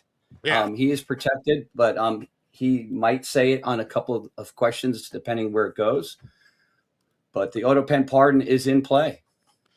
Yeah, I mean, it'll be interesting. It'll either be a very quick meeting, or he may get cocky and decide he's going to try and run with it. All right. So what else you got here? Right. Which one do you want to go with? I go with Mandami here. Yeah. So so the victims' families of 9/11 don't want Ali snack bar to be there. So they officially garnered a 30,000 signatures saying they don't want Mandami to be allowed to attend the Ground Zero commemoration in New York City. It's clear they don't want the Islamists there. So they're saying Mandami is the embodiment of New York forgot. Because that's going to be 25 years, right? So no, he's not the embodiment of New York forgot. All the people who didn't go out and vote are the embodiment of New York forgot. He's been himself. He hasn't hidden. He's done all kinds of videos. He was known as an activist. There's nothing that he hid. There's nothing that Linda, I see her picture in here. There's nothing that Linda Sarsour hid. These people all told you who they were. The day you found out he was running for mayor, you should have been all over it back then. So he just, again, these people, they don't hide what they're all about. A lot of his voters weren't even born yet, right? I mean, it's been 25 years. So, no, I mean, how would they know? I mean, a lot of them don't even go to school. They don't know history. The only history they know is on their TikTok. No, I'm talking about the New York voters. Oh, yeah. Well, some of the New York voters were a lot of the young women and men who were, No. I'm talking about people who live in New York, have been grown up in New York, who just that they did not go out and vote. They just took it for granted that Cuomo or somebody, and they just didn't go. And then they woke up the next morning and this guy's the mayor. All those people who sat home and now they're all pissed off saying, hey, we got to do something. Well, you wouldn't be in this position. And I think what this embodies is a message for every single other city. People watching right now, don't take it for granted, because you'll wake up and all of a sudden you got somebody running your town who's one of those typically, people. though, midterms, there's not a very big turnout, right? Yeah. And they count on it. To see what happens. They're absolutely counting on that. What is this one? You got something here with Tom Homan. Is that Tom Homan? Yes. Yeah, I'll come back to that one. It's a 42-second soundbite. What do you got here? What's this one with? So this goes kind of like, it reminds me of you saying a lot of this stuff. So this fella says, if I said it once, I said it 1,000 times. When the government runs it, it gets screwed up. After 13 years of government education, most 18-year-olds can't build a house, fix a car, grow food, understand basic economics, no real history. understand how their own body works, eat like an adult, and half of them are depressed. The system isn't broken. It's working exactly as designed. It wants dependent slaves, not free men. Become self-educated. Abolishing the federal Department of Education was one of the biggest wins we had in decades for actually teaching kids what they need to know. So it's just, you know, he's I was going to say, he's saying that Department of Education has failed us, and it has. So I'm going to give full disclosure. Anybody watching should do your own disclosure. We went down that list. Build a house. Yeah, I knew because my dad was in construction. Fix a car? Nope. I could barely change a tire. That's about it. Grow food? Nope. As far as I knew, grow food means go to the grocery store and pick it up. Understand economics? Yes. No real history? Robin still laughs at me. She goes, you don't know geography and you don't know history. I'm like, hey, I played football. I didn't need to know that stuff. By the way, I think we all should take a moment of silence. Okay. Football opened today. Every single NFL team showed up in the camp. So I know you're a Giants fan. Let me just, I'll have to say a quick prayer for you now because your season ends in September. My season ended. Mine ended already. it's not even starting. They're just out there in sweats running around, and you're like, we're already done. Why you bother? But yeah, it's just for those of you guys who watch football or football fans, today is the opening day for all 28, 32 teams or whatever it is. So, well, good luck, Dolphins. We got here. We got to football season. And then, yes. What I'm saying, college football is in a couple weeks. So the heck with all this stuff. But anyway. Yeah, I'm looking forward to it. At least you'll hear something different from all the bull crap that you see every day. Understand how their own body works. Just know that. Eat like an adult. Maybe eat like two adults. And half of them are depressed. I was never depressed. I mean, we've all gone through bad things in their lives. I've gone through bad things in my life, but I never got depressed. I'm like, okay, I'm going to go to sleep. You know what's that old adage? You can always find who the criminal is because it's the one when they go to jail, they end up going to sleep. That's how I was. I don't care what. Doesn't matter to me what happens. I'm going to go to sleep. Nothing's keeping me awake. So I don't know anything about why that happens, but I don't have any problem going to sleep. No depression. Well, I think it's the white liberal women, Barry, that I see all the time. I'm serious. The ones that are screeching like harpies out there. When Obama became president, I went to sleep. When Clinton became president, I went to sleep. These people are losing their minds, completely losing their minds out there. So let's do one more before I jump into President Trump from this morning. Which one? Let me jump to. Or is that everything? I think that system isn't broken. Yeah. Yeah. Become self-educated. So, all right. Well, I'll see you in a little bit. All right. Thank you very much. Let me know. We got a whole bunch. By the way, we have a whole bunch more to go through here. A lot to go through. Hey, I just want you guys to remember that tomorrow is the big webinar where you can learn how to trade stocks like a pro. Want you guys to, if you're interested, get involved in it. It's completely free.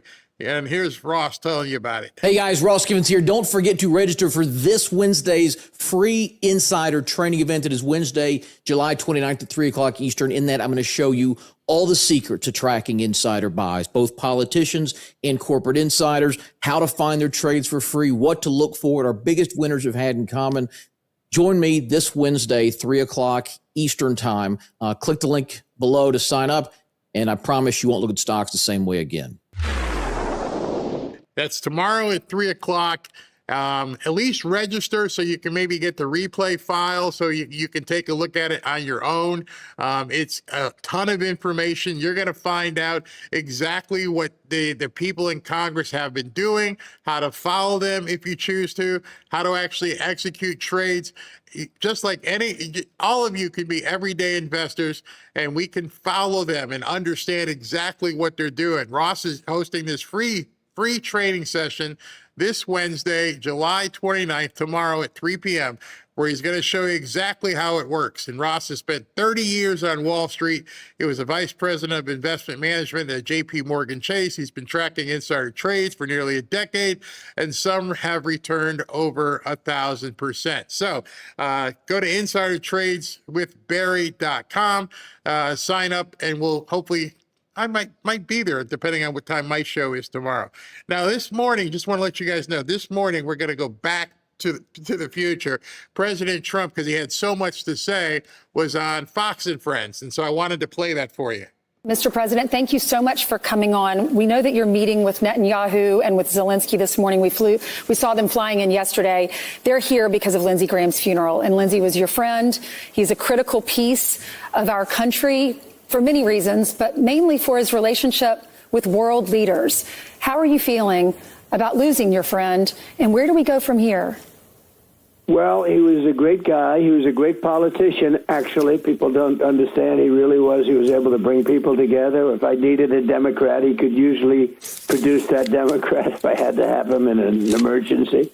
He was a great politician and a great gentleman, and I got along. You know, we started off a little bit on the rough side because he was campaigning in 2016 for the presidency, and we started a little bit rough, but then it got closer and closer. It really ended up being a great friendship, and it's very hard. He's like he really became like a member of the family in a sense, and he was just somebody that was very special. You don't have people like that. You don't see them often. Yeah, and Mr. President, I know that after that rough patch where you were at loggerheads with each other, trying to become the next president, you eventually started patching things up by going golfing.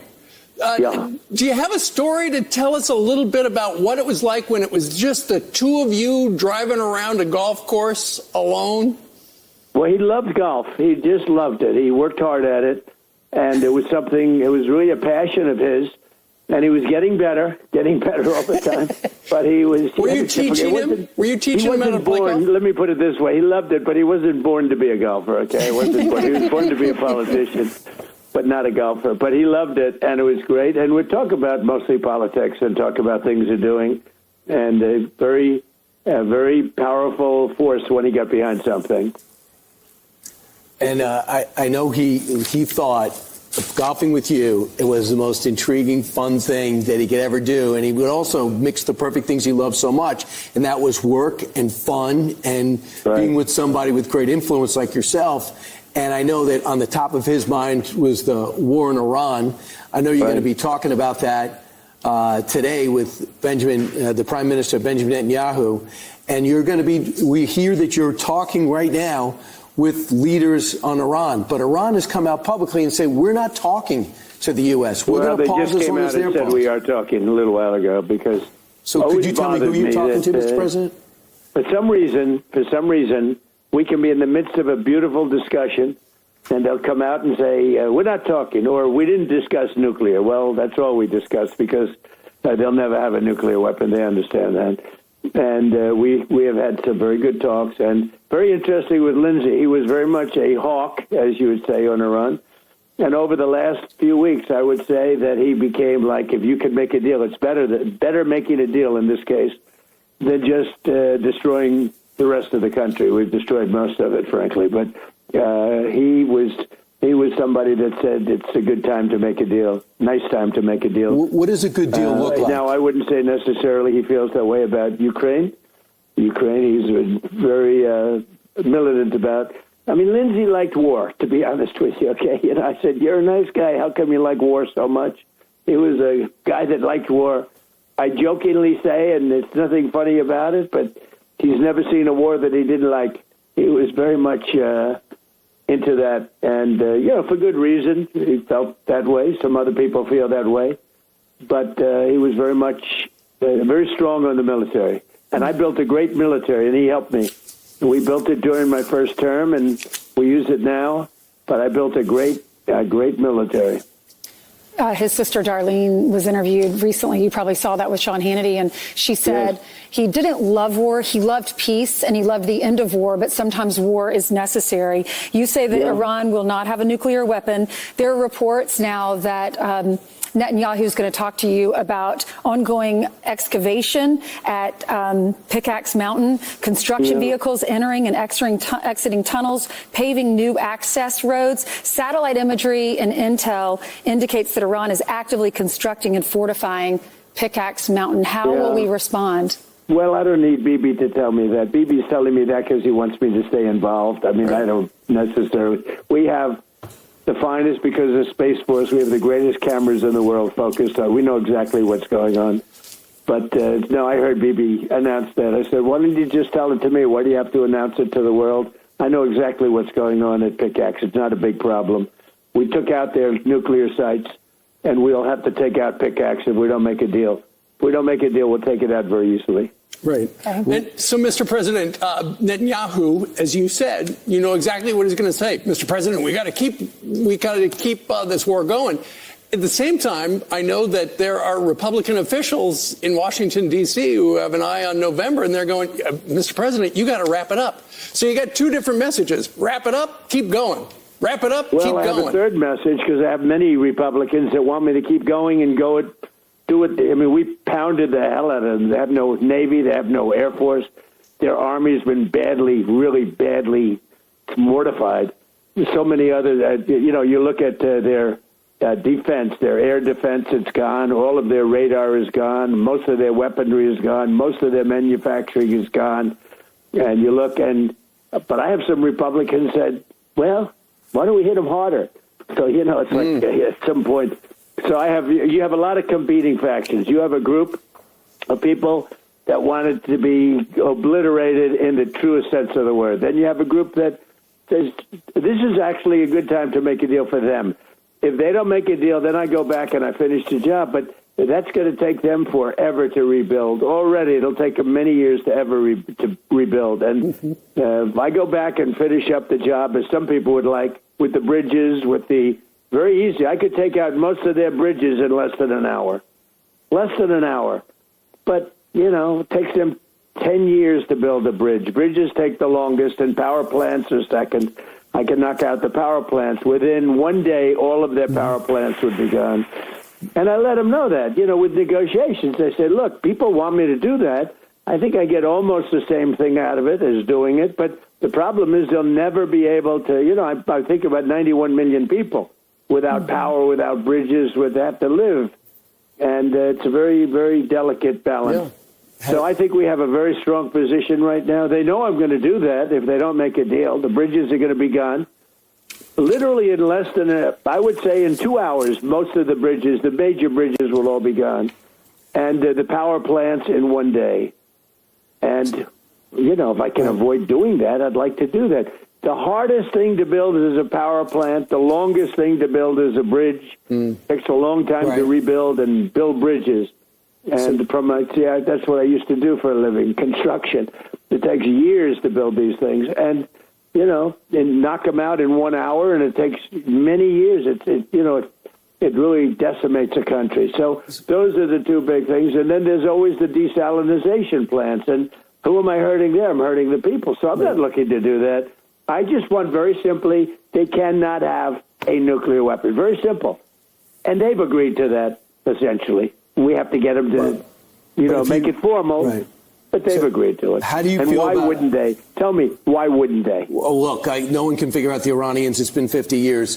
So Pickaxe. Well, 50 years, you're right about that. And for 50 years, other presidents should have done this job, and they never did anything. Obama actually paid them billions of dollars, the opposite. He thought he could bribe his way into friendship, and they went out and tried to develop nuclear missiles and nuclear weapons from it. So, for 50 years, every single president should have done something, or other countries, you could say, too, not just the United States.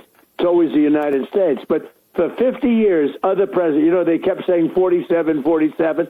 So it's really 50 because they've been saying 47 years for 3 years. But for 50 years, other presidents should have done this job. Would have been a lot easier. There would have been less competence. Well, now when I took out General Soleimani, my first term, that set them back because I think they would have fought in a different manner. I'll tell you what, if he were around, maybe he would have had the nuclear. We stopped the nuclear with the B-2, and I stopped it also when I terminated that horrible deal made by Obama.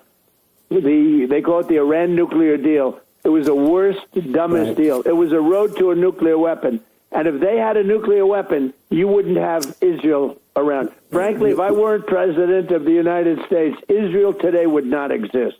It's been said by military people, you know better, that for the 14 days that you hit him was relatively surgical. It was focused basically around the strait. But to amp it up, you needed more of your material in the region, and it's arrived. Has Admiral Cooper given you the type of plan that you believe will be effective in essentially destroying their nuclear, stopping their funding of proxies, as well as their ballistic program? Have you seen that on paper? Well, it's already Has it been convinced you it mostly can done. work? Look, we have a blockade up there right now, and only ships that we want to get through.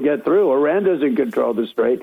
We control the strait. Now, they can drop a couple of mines in there and screw things up, but we control the strait. Our Navy is incredible. Not one ship has gotten to Iran during any time where we had the blockade. So we had the blockade. Right. We had the confines of a deal. I set the blockade back, but I didn't take it away. The ships were not far away. But ships are not getting through now. And then I had to bring it back. But no, this is done with the Admiral. He's great. This is all done with the Admiral. He's a great guy. General Raising Cane. Mr. President, are we right that the no merchant ships are getting through right now, maybe 3 or 4 a day when you need about 100? The only ones that get through are the ones that we want to get through. They're the only ships that get through, Brian. We have a blockade that's so powerful that nobody can get through. They tried. 3 or 4 of them tried over the last week. But, we opened the blockade because we had the confines of a deal. So we did it. And then we put it back because they broke the deal. They break the deal. We cannot have them break deals anymore. Right. Mr. President, let's talk about the Fauci diaries. Senator Rand Paul released more than 1,000 pages of this private typed diary entries, many of them of Dr. Anthony Fauci during COVID. He was saying one thing in his diary entry, saying something else publicly. For instance, the origin of COVID. He was saying it was from the wet market, not the Wuhan lab. He was writing something different. He was saying he never talked about closing schools. He's writing that he talked to Cuomo and he talked to Gavin Newsom about closing schools in New York and in California. So a tale of two different things, and he's going to be in front of Congress tomorrow testifying. What is your reaction to this? What is your takeaway? Well, if you remember early on when it first came, I always said it came from the Wuhan labs. I never changed my tune on that. I think he said something different. He was a much bigger player in the Biden administration. I grew tired of him. He was... You remember that, he wanted to close everything down. I allowed it to be up to the governors, and most or many of the Republican governors didn't want to close. And, being somewhat of a federalist, the federalist theory is let the governors make the decision, and we let them. The blue states were mostly closed, and the red states were open, or they started to open very fast. So the Republicans actually did a very, very good job having to do with that. And we did a great job with Operation Warp Speed. I never got the credit that we should have gotten. I got a lot of credit for a lot of things, to be honest. The military, the rebuilding, all the things we've done. The economy, with the best economy in the history of our country in my first term. This is going to be better. As soon as this little situation gets worked out, I believe it's going to be better. It already is better. We're hitting, just today, we're hitting new stock market highs every single day. We're up to almost 80 of them, 80 days in a year and a half. 80 days hit new stock market highs. 401ks are the highest they've ever been. So, we have an amazing economy. And frankly, when this gets done, there'll be nothing to compete. We had the best economy of any president ever in my first term. I believe this is going to blow it away. Mr. President, you also get credit for Operation Warp Speed, which got a lot of critical stuff that we needed at the time to the American people. In this, thank you, Steve, for that. Oh, Steve, absolutely. Thank you. Operation Warp Speed is considered one of the greatest things that anybody has ever seen a president do, and a lot of people say that, but They don't say it publicly, and I appreciate you saying it. No, you Great. get credit. And I like your son, okay? I like your son. You always keep him on his toes. I'll just say that. So, Mr. President, so given the fact that, you were heavily invested because that was at the end of your first term with COVID, in his private journals, he has some very unkind things to say about you. He disagreed with your approach, was different than his. Because he wanted to close everything down, and I didn't. Absolutely. But given what you know now... Had I taken his advice, the whole country would have been closed down, and much of the country was open because I didn't close it down. What I did do, though, is with Operation Warp Speed, is we got things done that nobody's ever seen in terms of all of the gear necessary. And we learned that the cupboards were bare. When I took over, we had none of this. We didn't have the ventilators. I know. We didn't have anything. We ended up becoming the #1 ventilator producer, and we were supplying ventilators to other countries by the time we got going. And we did a great job. No, but I was not a believer because he said everybody has to wear a mask. Then he said, don't wear a mask. You remember it was a whole thing. Wear them, don't wear them. I said, what are you doing? He started off saying don't wear them. Then he said wear them. Then he said don't wear them. And I lost a lot of respect for him during the period of time. Right. But I inherited him. He's been there since the 1980s. I mean, he was a guy that was there that I inherited. And with time, I didn't mind him. I didn't find him to be bad, personally as a person. But I didn't agree with what he was saying or what he was doing. And when Biden came in, he inherited him, and he gave him a tremendously high position. And then he gave him a pardon. He did indeed. And, I think we all thought there was a lot of science behind what he was saying and maybe not so much. But, Mr. President, if you would have known then what you know now, would you have fired him? Well, I would have fired him. But, again, I didn't listen to him. So when he was with Biden, he was like the god. When he was with me, he wasn't even close. And I wasn't very close to him. I dealt with him very little. I didn't agree with many of the things he said. No, he wanted to close up everything. Look at all the states that remained open. Those states remained open. He wanted everything closed. And it just turned out that closing wasn't so good because, it's very interesting. Some of the states that fared the worst in terms of the spread were actually closed. Okay, explain that. Nobody can explain that. He did more damage than anybody else. That's the way it is. They did a lot of damage in a lot of different ways. So Mr. President, with the economy, that's going to be your focus. That was your focus yesterday in the midterms in Michigan. Are you worried that the tariffs that you put forward over the last couple of days will hurt the economy as they adjust in bringing manufacturing home? No, because it's bringing hundreds of billions of dollars. I was at General Motors yesterday. They have the best year. They have the most trucks, the most cars. The tariffs have saved General Motors. What I've done to the auto business, what I've done to the chip business, we have chip companies now building hundreds of billions of dollars worth of chip plants in Arizona, the biggest chip company of its kind in the world. I mean, the biggest company there is in the chip world is building a $400 billion plant. We're going to end up with 40 to 50% of the chip business from nothing in a year and a half from now.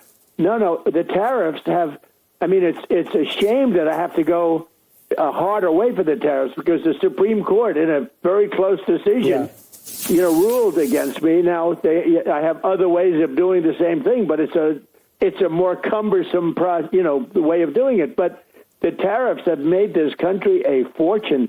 It made the country rich, and I stopped 8 wars. I would say 5 of them because of tariffs. The threat of tariffs stopped India and Pakistan from going into a nuclear war. The threat of tariffs stopped numerous other countries from going to war. These tariffs, it's the greatest thing, and only the really smart people or the people that are non-political and that get it talk about it. The Democrats know how good it's been. We have the hottest car business. We're right now building more car plants that at any time in our history, Toyota just left Mexico. They're building, they just announced, they're building a $12 billion worth of plants in the United States, all because they want to avoid tariffs. They have no tariffs if they build their product here. Yeah. So the USMCA, are you looking to update that? I don't care. I don't really want to. I'd rather be independent. Here's the thing. Mexico and Canada need us. We don't need them. The deal is important for them. it's not important for us. Okay, Mr. President, thank you so much. I know you're speaking at Lindsey Graham's funeral this morning. We're going to be carrying that. Our coverage starts at 1 o'clock. Godspeed. I'm sorry for your loss. I know he was a good friend of yours. Thank you very much. He was. He was a great guy. Thank you very much, everybody. Thanks so much, Mr. President. Hey guys, Ross Givens here. Don't forget to register for this Wednesday's free insider training event. It is Wednesday, July 29th at 3 o'clock Eastern. In that, I'm going to show you all the secrets to tracking insider buys, both politicians and corporate insiders, how to find their trades for free, what to look for, what our biggest winners have had in common. Join me this Wednesday, 3 o'clock Eastern time. Click the link below to sign up, and I promise you won't look at stocks the same way again. So President Trump, Lindsey Graham's funeral with President Trump has ended, and something happened at the end. I want to show you guys. I want you guys to take a look at this. Let me go ahead and cue this up so it can start playing here. It's very, very interesting how you'll see here in a second. All right, so the military guys are doing their thing, and they're putting the casket into place, as you can see here. There's no real sound because obviously it's at the funeral, so everyone's being quiet. But I'm going to go to full screen. I want you to see who is almost the last person that President Trump looks at as he's going through a receiving line as he's leaving. And in a second here, they'll remove the casket. Out of respect, let me just shut up here.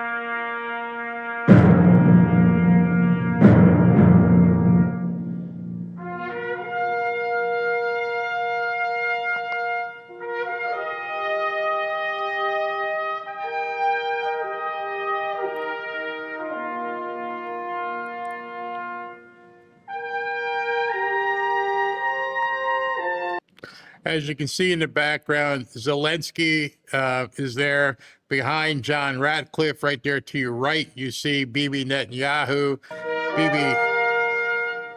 Bibi's right in front of that woman who's talking. So you got Bibi is next to CIA Director John Ratcliffe. Zelensky is 2 rows behind President Trump. Next to J.D. Vance, Scott Bessent.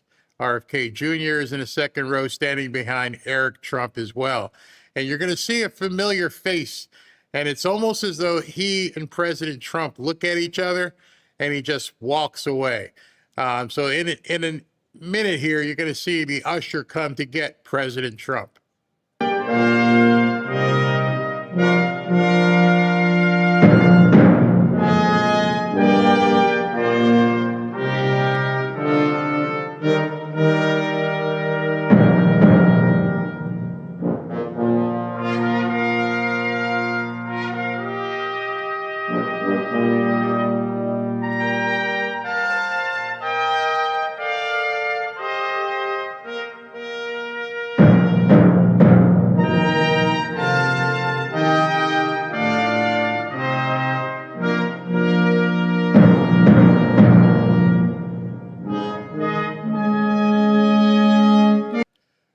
right, so as she's walking, you see the guy in the white hair back there shaking Susie Wiles' hands? That's none other than Mike Pence, directly in the line of sight of President Trump. And it's almost like he looks at him and just walks away. Got nothing to say to you, Mike Pence. Nothing.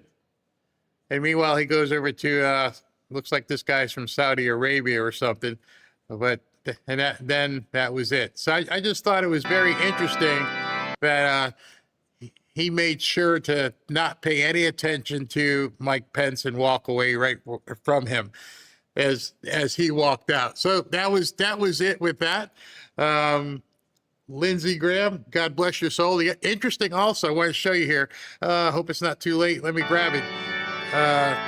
That guy who was next to the sheik is the Shah of Iran's son that they want to take over.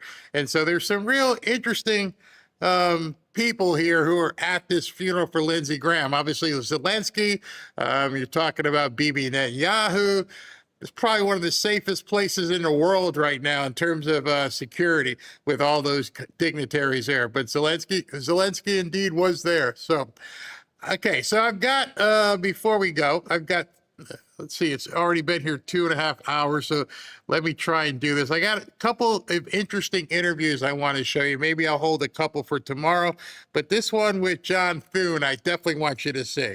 I don't understand the rationale. I think it's basically we're over-promising and we're not going to be able to deliver on that promise because we don't have the votes to pass it, no matter how long we stay, and we're not going to change the filibuster. So, but somehow the president's convinced that if he presses hard enough that we'll come around. And but I just don't think that's likely to happen. Is he putting Thune in an impossible position here? Well, I think, yeah, I wouldn't say impossible. They'll figure it out, but it's a very difficult position. So that was John Cornyn getting into his limo for wherever he was and basically saying, it's not going to happen. You're not going to get the Save America Act done. Nope, not going to happen. We don't have the votes. Very flippantly. With everybody here knowing what these socialists and what the Democrats want to do, the Republicans are playing all kinds of games. All kinds of games right now. From what we understand, there are between 15 and 20 Republican senators who remain unnamed at this point, who don't want to sign on to the Save America Act. 15 to 20 of them don't want to do it. So John Thune, he was on Hannity last night, and he's sitting here trying to plead his case, but we just can't get it done. If radicals like this guy end up in the U.S. Senate, you will be stuck with them for a long time. And that's why President Trump is strongly encouraging the current Republican-controlled U.S. Senate to get very serious about passing key legislation. And he has been pushing very hard for the SAVE Act to be passed before it's too late. Here with more, Senate Majority Leader John Thune. Majority Leader, good to see you. Thank you for being here. Great being with you. President putting a lot of pressure on you, the Senate, to get it done. Right. There are two paths towards it. The Mike Lee path, you stay in session, you take to the floor, real filibuster, versus the Lindsey Graham method, which was he thought you could do it through reconciliation. Mm-hmm. Right. Well, and I think probably the best path to success is through budget reconciliation. And we can't do everything in budget reconciliation, but we can do parts of it.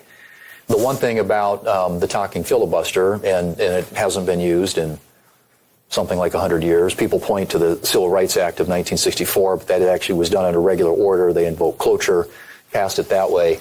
But you turn control of the floor over to the Democrats. It's not only unlimited debate, it's unlimited amendments. And the Democrats will have a long list of amendments. And so every time they get an amendment, get it considered, gets disposed of, the clock resets. All right, so he's using that as an excuse. So let me outline that procedure with you. What he's afraid of is if we go this route, what it allows is for the Democrats to basically do as many amendment drafts and votes as possible, and we can't do that because they'll keep doing it. So what? Stay there. Work. If it takes you 2 weeks to go through all of the Democrat haranguing, do it. I don't care if they have to stand up there, if they're uncomfortable, if they're tired, if they're hungry, Make them do it. Make them go through and have to do all these things till they can't do it anymore. Why are you even thinking about what the Democrats are going to do? Why even consider what they're going to do? It doesn't matter. But he's using that excuse like, well, if they try to, hold things up, they're just going to file amendment after amendment. Good. Televise the entire thing. Let the American people see what they're doing. Don't give them the opportunity to just beat you up in private. Make them do it on the field. Let everybody in America see that these people are just making stuff up. I don't get it. Why do I care what the Democrats are going to do? I care what you guys are going to do. Democrat can give 2 hours of speeches, so that's 47 or times 2, 94 hours of speeches. And then okay, make the rule you got to do it on a 24-hour clock. If you want to be at 4 o'clock in the morning and do your speech, I don't care. 94 hours can go pretty quick when there's a 24-hour clock. If you do a 24-hour clock and they start Monday, by Thursday afternoon, they're done. So why would we make them do that? Why would you not possibly make every single Democrat senator come up and do 2 speeches over and over and over until they've exhausted their time? Why are we? I don't understand the consideration here. It doesn't make any sense. And every time you have a vote on an amendment, you go back, start all over again. So the Democrats, this is something that they're salivating over the opportunity to have, is a talking filibuster. So that isn't the best path in my view.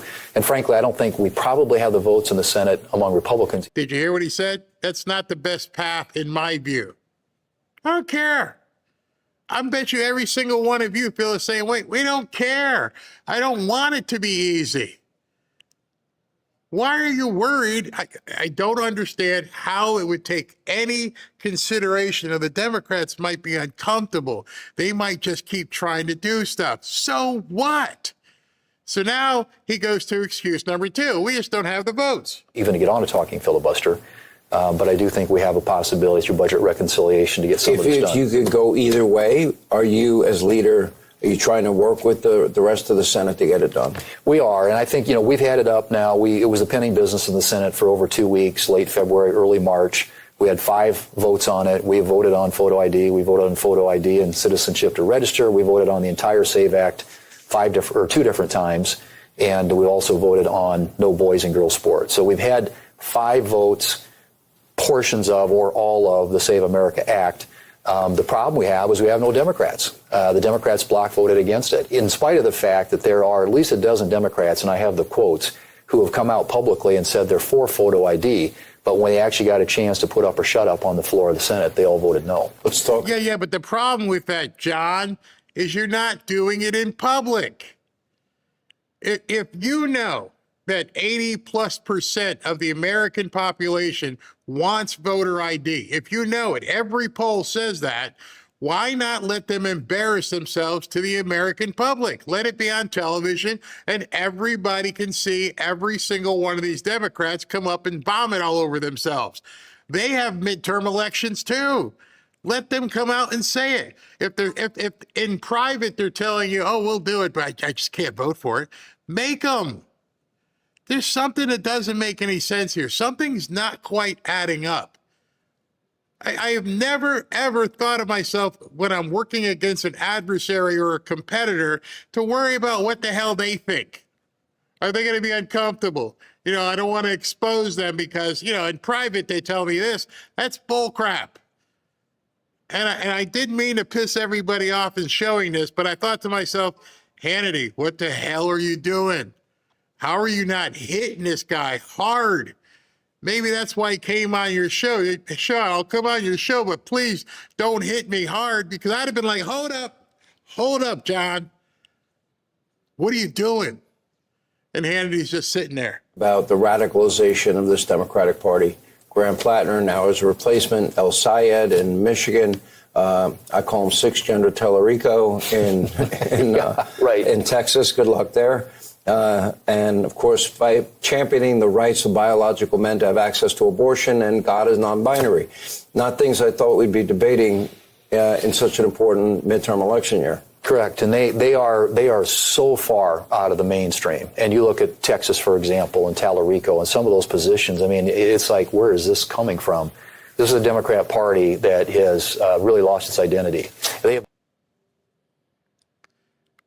If you know they've lost their identity, if you realize they have no leadership, if you realize they're bat poop crazy, then why aren't we ramming this down their throat? Why are there 15 Republican senators who don't want to put it over the goal line and they're on the 1 yard line? You're telling me this is like the easiest slam dunk. It's like having a ladder on the basketball court and the people don't want to stand on the ladder. They don't want to get behind the Philadelphia Eagles and do the tush push. You're right there. How can you not possibly want to get over the goal line? And he quickly shifted to I don't give a shit about Tallarico. You do what you're supposed to do. Tallarico won't have a prayer. Sean, I don't know why you pivoted to Tallarico. I don't know why you pivot to anything. This is the objective. The objective is photo ID, American citizens only vote, and we'll never have to worry about a Tallarico ever again. What the hell are we talking about here? It doesn't make any sense. Moved so far left. And of course, you got, people who are openly out there espousing and endorsing socialism, which is why you have the Democrat Socialists of America now. And some of these positions that you mentioned that the candidate in Maine has, I mean, these are positions that if we have good candidates and we resource them, we ought to be able to beat the Democrats and beat them. I feel like I'm in Westworld or the Twilight Zone. You want to know how you beat the Democrats, no matter if it's Maine or Texas or wherever? Have photo ID and citizenship verification. What the hell are you talking about? We all know they have poop candidates. We all know these candidates suck. These candidates can't hold a candle to Americans. They can't possibly win. But you're allowing them to stay in the game. You guys have watched sports before. Many of you watch football, and they say you can't let your opponent hang around. Don't let them get any more momentum. Destroy them while you have the chance. Impose your will. Right now, you guys have the presidency, the House, and the Senate, and you're like pussyfooting around. And you have the opportunity to wipe these people out for probably decades. And you see the crap candidates they put out, there's no resistance. They're on their third and fourth string, and you don't want to score. Badly. But we've got to make sure that we're out there talking about how we contrast with them and defining them. I mean, these guys trying to get away with, Tallarico's trying to get away with, portraying himself as a moderate in Texas. He is anything but that. He is a far left liberal in every way. And so, but we've got to get out there and tell people about it. What do you believe you can get accomplished before the August recess, and then you come back in September? What August recess? Sean, why did you even make that an option? Hey, John, I know you have this scheduled August recess where you guys want to take a month off. How about the hell no? You stay in Washington, you stay there 24/7, and you get this done. You just pivoted. Hey, you guys get ready to take a vacation. What are you going to do when you get back? Get back? No, you don't get back because you don't go. How imperative is it that these items get voted on? Well, first off, I mean, we're going to do Russia sanctions, and that's a tribute to Lindsey Graham, who we all are going to, commemorate tomorrow. I think we'll get that done. I think we got to fund the government, and I think we're on a path to do that. You don't think Chuck Schumer's shutting it down? We'll see. I mean, I'm going to find out this week. But I think there's also... You guys, you must feel as frustrated as I am. I don't know why you went on TV. You went on TV and showed that your weenie's about that big. You pulled your pants down. We all know you got nothing. You're a eunuch. You got nothing. You're holding the American people hostage, and you keep saying, I think we can do this. And Trump's telling you, we can do it. It's very simple.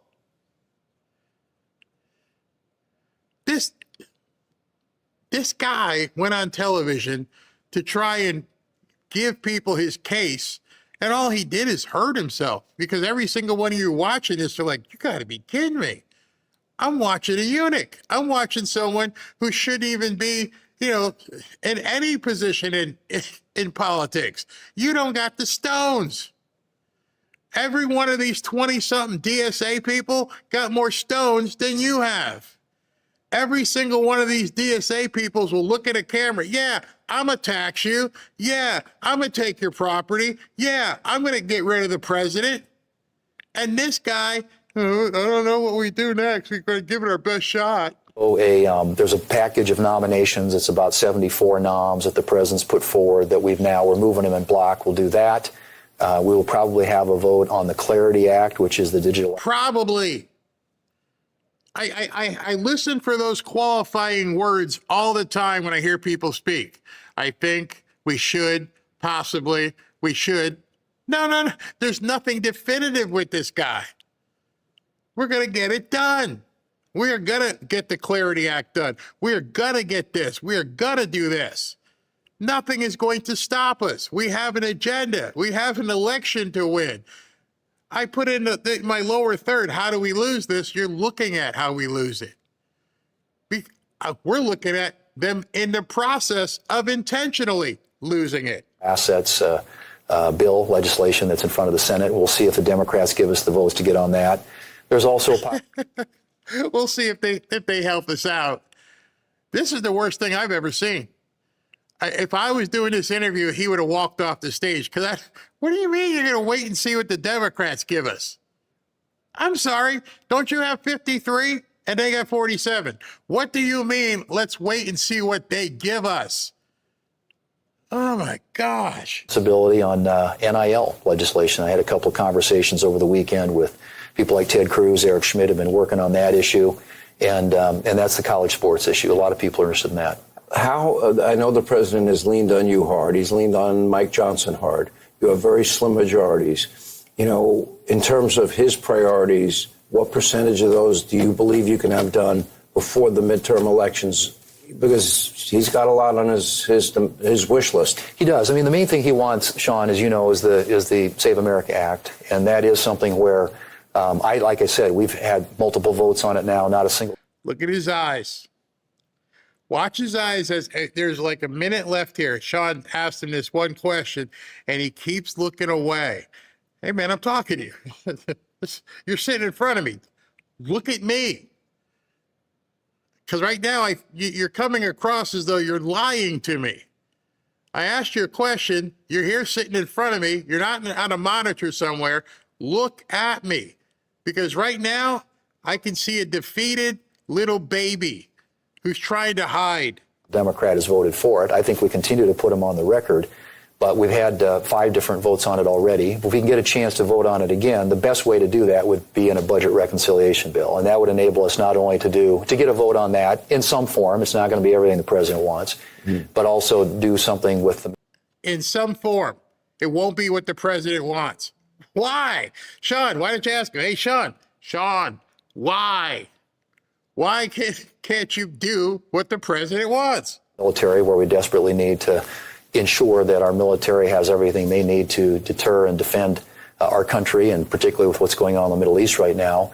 And there's some stuff in there for agriculture. It's a bill the House passed, and it's no easy feat in the Senate. We don't have 50 votes for it today, but hopefully we can get there.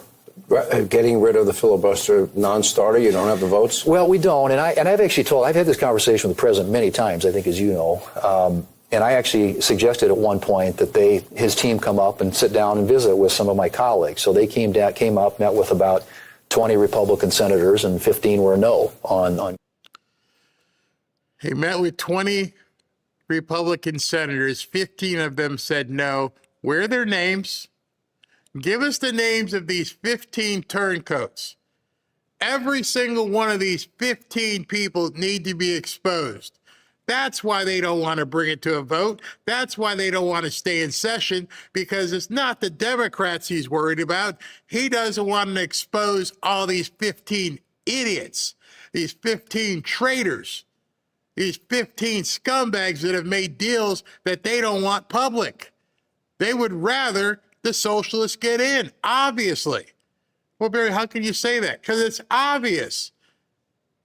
Why are we worried about Tallarico? Why are we worried about the Nazi in Maine and now his next guy they put up there? Why are we worried about Salabib up in Michigan? Why are we worried about these people? We can win this. This is our game to lose. But we got the wrong players on the field. This guy, limp-wristed, wow. Getting rid of the filibuster. The votes aren't there to do it. I know he thinks he can persuade people, but there are a lot of folks who are this is a hard position for a lot of Senate Republicans. All right. All right, my ass, Sean. The next question is, hey, John, who are the 15 people who he thinks he can't sway? Let us know. There's 300 million people in America, and 80 million MAGA. Let's tell us who these 15 people are that the president can't sway. My gosh. Why are they hiding? What are they hiding from or hiding from us? What do they not want? Why do you not want to win? Every single one of you at this point, I'd rather a Democrat be in there because, damn, you guys ain't doing anything. You're just taking up air, stealing salaries. 15? 15 Republicans are like, we know Tom Tillis is one. He hates Trump. We know John Cornyn is another, as you saw. He hates Trump. So there's 2 there. Murkowski, number 3. Who are the other 12? We could probably guess. It might even be Susan Collins, who needs to get bailed out in Maine. That gives 4. There's 11 more. Who are they? And why aren't you put him on blast? What if he's one of them? I didn't think about that. What if he's one of them? When he says 15, he could be including himself. McConnell, that's another one, the dead guy. He still has a dead guy vote. So now we're up, just in thinking about it, we're probably up to 5. Rand Paul? I don't know, maybe that's 6. Who else? Who else in the Republican Party doesn't want to exterminate the Democrats? Man, it pisses me off. I know when I put that together, I'm like, people are going to see this and they're going to get all kinds of ticked off when you see it. But it doesn't make any sense. He's already waved the white flag. This is our game to win. It's sitting, like I said, we're on the 1-yard line and we can't get in. And that must piss you guys off something to no end. Like, man, are you telling me we can't beat Tallarico in Texas because you won't do voter ID? Slam dunk in Maine, California, Steve Hilton.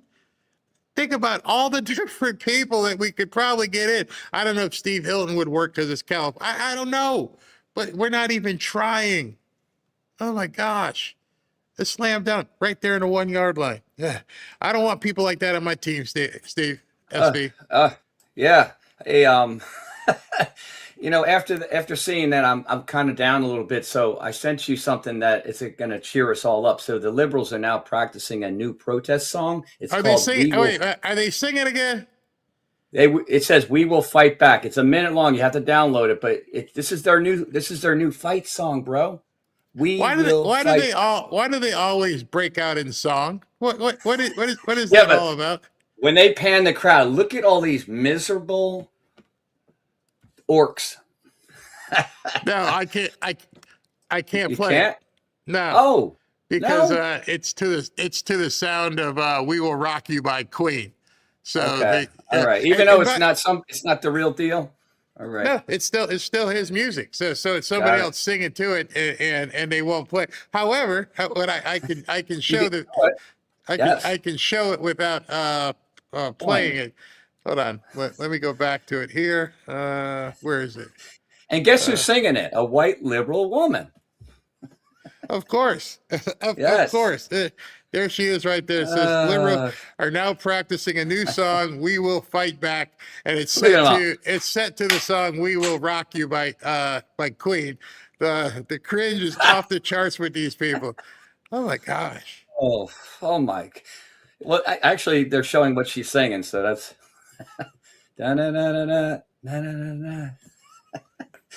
We will. Very lively crowd there. Huh? Exactly. Very Oh yeah, lively crowd. That one guy's tapping his foot. He almost fell over. Yeah, this is great. Yeah. Look. Come on, man. No kings. Fight back. Look at no one's smiling. There's some black people there. Oh my God, he's all Hey, in it. Yeah, all buddy. right.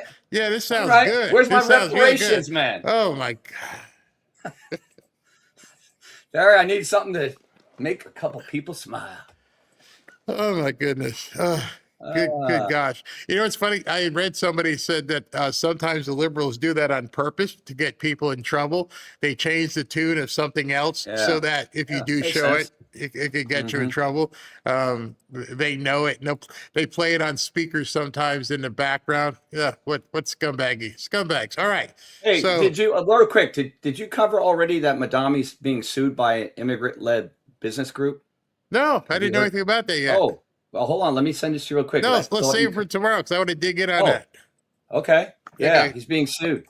All right. So what's this? Now we got 9.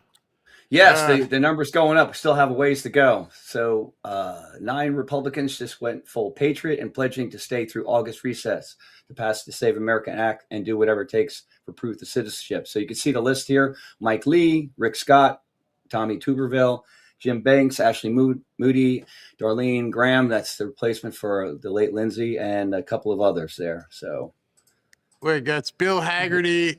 We need more. Katie Britt, Todd Young. Yeah. More. We need more. Where's Ted Cruz? Yeah. And like I said earlier, crickets. Where's John Thune? Well, a couple that were voting against it are Massey and Boebert. You know, they're working on some pine cone stuff. Massey's in the House. This is just the Senate. Oh, it already passed the House. Yeah, we just need 50 senators. He's like, we can't get the votes. We don't have 15 I always people. think that Massey's in there. Oh, he's out. Oh my gosh. It's crazy. But and what the worst part, this old boy club and old girl club, they don't even bother to name each other. Point at them. I mean, it's a 90-10 issue, man. I mean, come on. If you got all these people, they all know who the no's are. Say it, Mike Lee. I mean, if I had Mike Lee on my show, I'd like, well, who are the people that don't want to do it? Why are we hiding the names? Why are we not going after these people? And ask the tough questions. I mean, Hannity, man, he rolled over like, fell over like a Jeep tent. Like I said, I Ashley keeps asking me, you want to do more interviews? And I'm like, not if they're not ready to ask the right questions. I'm not here to do it. You know, it's funny when I decided I'm going to start doing 2 shows, after Labor Day. Again, I don't want to talk to people who are just going to give me a campaign speech. I'm going to ask you a question. And I guess maybe they looked up that one we did with the pollster and realized, hey, he put his career in jail. Oh my God. That guy, I call him the dishonest pollster now. I mean, oh my Lord. Like crazy. All right. All right, Barry. I hope you have a great evening. Good night, everyone. I'm not done yet. I got 2 more. I got 2 more interviews. All right. Two more segments. So I'm gonna grab some coffee. You gotta hold on. We're not done yet. Don't go anywhere, everybody. Y'all making me do these 3-hour shows. Now you get it. All right. You asked for 3-hour shows. Don't go nowhere. Go get something to drink. Bring your butts back here. All right. As you know, Medicare is confusing. As someone who recently turned 65, no, I turned 65 last year, I can confirm this. Keeping track of enrollment periods, understanding all your options, and making sure you're on the right plan takes a lot of time and energy. And who got time to do all that? And between Medicare scams, corrupt agents, and bloated insurance companies, it's easy to make mistakes that can cost you thousands of dollars. That's why I'm happy I called the people from Chapter, and we continue to work with them. They're actually honest and the only Medicare advisor that looks at every plan nationwide. Imagine you having to do that yourself, with you having to compare all the different plans. They're not all the same. That might be something you don't realize. They are all different. With Chapter, they can help you save an average of $1,100 per year or $100 per month. People are relieved when they get to talk to Chapter. They're not going to have you buy something you don't want or don't need. And your support, I love this word, is completely free. So if you're turning 65 soon or have questions about your Medicare coverage, call them at 475-328-3545 to get the most out of Medicare. Most people wish they just called sooner. Or you can go to the website, askchapter.org/Barry, to book a one-on-one consultation. No charge. Again, that means free with no obligation. All right, so let me continue. I got two more segments for you. This one is with Stephen Miller, and he also was on Hannity. There was a story on a DMC that basically said it's dysfunctional. It's just difficult to do anything with it, and it's all true. If David Hogg wants to take it over, I ain't stopping you. Go ahead, man. I don't really care. Where's the video of that? Look now in 2026. We're not just talking down there underneath the Potomac. We're talking down there with the Titanic. We're talking 24 points underwater. And this is just the party overall. This isn't the congressional leadership. This is the party. The party. It's just a terrible, terrible, terrible brand. The clear majority of Americans believe, and the clear majority of voters say, that the Democratic Party is too liberal. 57%, they think that the Democratic Party is out of the mainstream, out of the frame, I dare say. My God, this is a massive, massive problem. Look, it's a party imploding. The numbers speak for itself. It's an opportunity. I would look at these as uncharted waters, as we have been discussing. But it's not a slam dunk either. I mean, there's a lot on the line here. Well, the biggest advantage that the Democrats have always had, of course, is the uniform and total support of the crazy leftist media in this country. Right? They've always had the support of the big broadcast networks, the print newspapers, and a large portion of all your friends at CNN and MSDNC. And a large portion of cable, too, Sean. Exactly. But the American people are learning, and you see it reflected in the polls. Democrats' approval has never been lower, and in large part because President Trump has exposed them for who they are. They're not liberal. They're not just left-wing. They're radical left, crazy communists. They're opening up government-run grocery stores to undercut mom-and-pop stores. They are talking about abolishing the prison and jail system in this country. They're talking about ripping up the Declaration of Independence.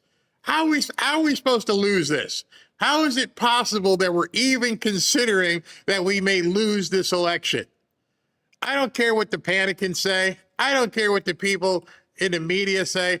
The reality of the situation is this is the slam dunk of slam dunks. How can we possibly be losing? Everybody lives at the mercy of the predators in the street. No borders, no ICE, no police, no law enforcement, taxes through the roof, regulate companies out of existence, regulate energy out of existence, grind the economy into dust. You'll be lucky if you have a windmill, and that's about it, Sean.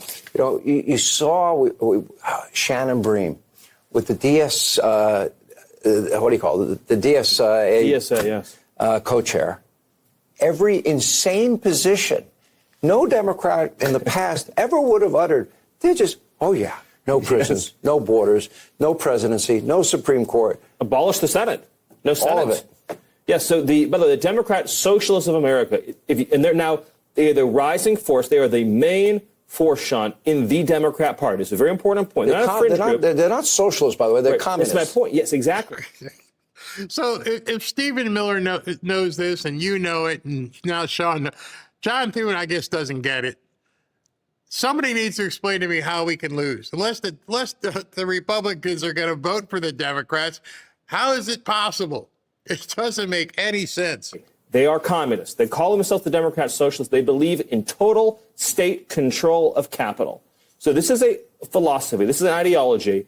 It starts with coercion, and it ends always in violent, repressive bloodshed. So it's not just a question of we disagree with them. We have a different point of view.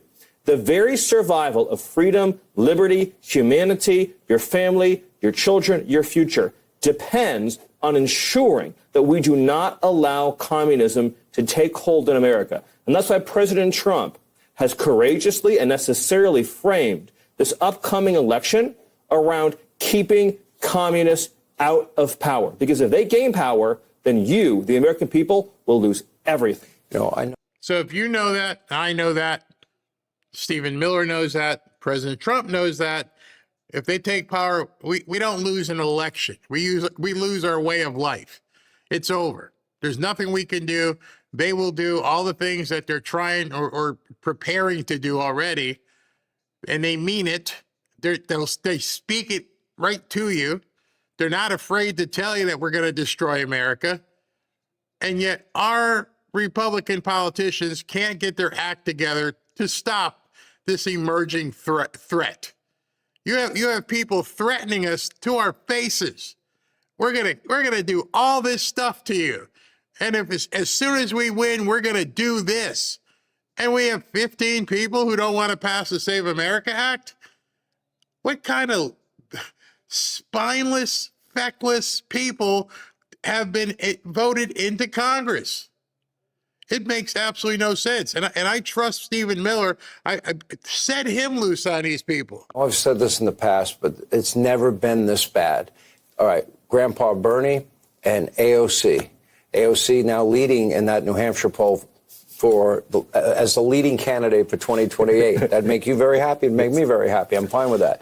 You have El Sayed, this nut that replaced Graham Plattner. His chosen replacement is almost as nutty as he is. You got six-gender Tellerico, God is non-binary. Yes. Oh, and championing the right. The Christian who hates Christianity. That very guy. Popular in Texas. That guy. Okay, then you got AOC, the squad, Mamdani, and no Democrat but John Fetterman, and I give him props every night. Yes. Will even dare challenge the insanity that now dominates that party.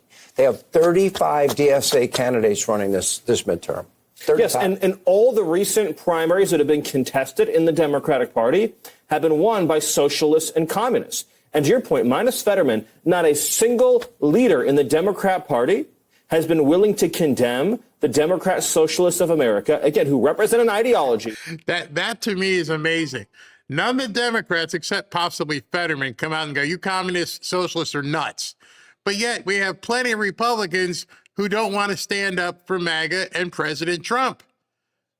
They don't have a problem telling you, like John Cornyn, you just heard him. Nope, we're not voting for that. What do you mean? What the hell do you mean we're not going to vote for that? Unless something's going on we don't know about, this is very disturbing. That in the last century killed tens of millions of people. You have prominent Democratic opinion makers, spokespeople who are praising Mao. These are people. Dressing as Mao. You don't have that suit at home? I don't. Very popular in the Democratic Party. But that just underscores, Sean, the people you mentioned, the names you mentioned, AOC, Bernie, the Squad, Omar, these are people who even 10 or 15 years ago would have been relegated to the outer extreme fringes of the Democrat Party. They're now the center of the party. They're the heart of the party. They're the soul of the party. So the Democrats have become a party of freaks, weirdos, losers, and crazies. But you can't laugh it off because it's deadly serious. Wow. When you give these people power, everything you know and love in this world falls apart. You have chaos, corruption, decay, violence, poverty. That's how it ends every time. If that's how it ends every time, as you just said, then why do we have 15 Republicans not wanting to exterminate these people? Put them out of their misery. They'd be gone forever. I don't understand it. You won't even name them. Things are looking... President Trump keeps saying... People always ask, why does he say the same thing so often at his speeches and rallies? Is because nobody else is saying it. I mean, look what happened today. Hold on, let me bring this up in case you guys haven't seen it. A little bit of prosperity going on for you. It says the Dow jumps more than 500 points as oil prices slide. Investors rotate out of chip stocks. So the Dow is up 500 and closed at 537. S&P was up 15. NASDAQ was down 55. NASDAQ 100 was down a little bit under 1%. Come on, man. How can we not be pushing forward and getting this stuff done? Speaking of money, let's finish up with this. Let's check the numbers with a Fanfare Prosperity Update. Just give me sort of a true or false on these. Abolish the Senate. True. Okay. Replace the presidency and Supreme Court as we now know them. Yep. Abolish ICE. Absolutely. Abolish borders and give amnesty to anyone currently in the U.S. illegally. As a long-term plan, yep. Defund the Pentagon. Absolutely. Abolish prisons, at least in large part. Yeah, again, that as part of a long-term program, yeah. Okay, so no prisons. Government or public ownership of most large corporations. Yeah, absolutely. I have facts, they have opinions, as you were just saying. These DSA folks, where does it ever work? Did it work in Havana? Did it work in Caracas? Did it work in Moscow? It's never worked. If you could show me an example where it worked, I'd have an open mind. Can you believe abolish the Senate, replace the Supreme Court, the presidency even, abolish ICE, open the borders, defund the Pentagon? What? Seriously? These people are nuts. Well, they're nuts, Sean, but you know who was onto this early on, like he is to so many things, with President Trump. When Mayor Mamdani came to the Oval in November after he had won. He was smiling. He was smiling, but President Trump said, "You're the leader of the Democratic Party." And the Democratic Party, this is now the center of the party now. This is the center of gravity for this party. You know, and look, remember, Bernie Sanders used to be a group of one. Now, I think you said there are 35 candidates running. Look at the New Hampshire poll that came out last week. AOC leading. No, I'm kidding. I don't see that would be enough for me to rally everybody. AOC could be president. Are you effing serious? Are you willing to mortgage this country to let somebody like either Mamdani or AOC be president?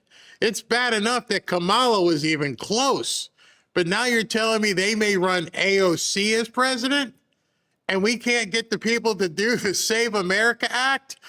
I think we need to be checking bank accounts or something. Something doesn't make any sense. It's that that AOC is his hand-picked successor. I'm convinced of that. That's why they did the Fight the Oligarchy tour with their private jet. That's why they were out campaigning for El Sayed. You got El Sayed, you got Bernie, you got Pocahontas, you got Mamdani, you got AOC, you got the squad, you got Sixth-Gender Tellerico, this guy campaigning with Hassan Piker. Can they win? I mean, 35 candidates on the ballot this year. I don't think so, because it's not where the American people are at. It's where... Exactly. Can they win? That is a question we need to be putting to everybody. How do we lose? I don't care if you're Alex Jones, Candace. I hear your squawking. I hear your bitching. I hear your anti-Israel stuff. How do we lose? Well, we only lose because you people keep talking like that. I mean, at this point, I'm wondering, are they trying to start a new party? Because I posted something earlier today, and the thing I posted earlier was, if you feel things are bad, why aren't you talking about the socialists? Why aren't you talking about the Democrats? Why is every single video and post about how Trump sucks and Trump didn't do this? I don't know if you still look at some of the people's stuff that's out there, and it just made me think, like, there's so much to talk about these people with Tallarico and Abdullah Abdullah, whatever the guy's name in Michigan, and what's going on in Maine and Mamdani. They give us so much material. I can't stop doing 3-hour shows. There's so much to talk about. So why are you so focused and so intent on trying to bring down Trump and saying Trump owes or is a slave to Netanyahu? And why is your content focused on hoping we lose? Why is your content not focused on we're winning? People give me a hard time, like, Barry, you're sniffing Trump's jock. I'm like, no, I'm looking around. I understand what's going on in the stock market. I'm in the stock market. I know what's going on in the metals market. I most assuredly know what's going on in the real estate market. I understand what these socialists want. When I look at it, I'm like, how the hell can we lose? Please tell me that the overwhelming number of people that want to just give up on America, because that's the alternative. Yeah, Trump sucks, but we got to vote for him. Or, no, let's just throw the towel in on everything and just rip up the Constitution and start over. That's your alternatives. And I think to myself, maybe you're making money, maybe you're getting lots of clicks, maybe you're getting lots of likes, maybe you're getting a lot of dollars, but you're not impervious. These people are going to come for you. They're not going to let you live fat and happy, especially because you're white. And most of you are white males. You're the lowest on the totem pole. I mean, you're way down here. I don't know if you guys thought about that. I might skate by because you're like, hey, man, power to the people. I'm a black man. I might be able to do that. You guys are toast. A small urban elite group is. I saw a study the other day that said these are mostly urban voters, and it was interesting, highly educated but under-earning. So they feel like something has passed them by, and it has. It's common sense. Common sense has passed them by. Not so common. That's probably why they can't hold a day job. You know, I've been quoting you a lot because you have spelled out what the president did in the first year of this term and all of the investment money. For example, semiconductor chips and pharmaceuticals and automobile production and, digging out rare earths and becoming energy dominant. What will the economy look like in 99 days? Look, I keep saying we're going to be on the other side of this Iran problem. The underlying economy, Sean, is very, very strong. We're seeing it all across. The consumer remains resilient, and the mainstream media doesn't want to report. All we heard was K economy. It's accelerating for the upper end, deaccelerating for working Americans. Well, you know what? The study came out the other day and shows we're getting a C-shaped economy now, and lower income workers are getting bigger wage increases. The upper end is actually bending down a little. Okay, so now he's throwing another term out there you're going to have to do some research on. A K economy and a C economy, meaning people now are seeing their wages go up. Doesn't get reported anywhere. I think tomorrow or Thursday, the next month's economic numbers are going to hit. Everything is trending in the right way.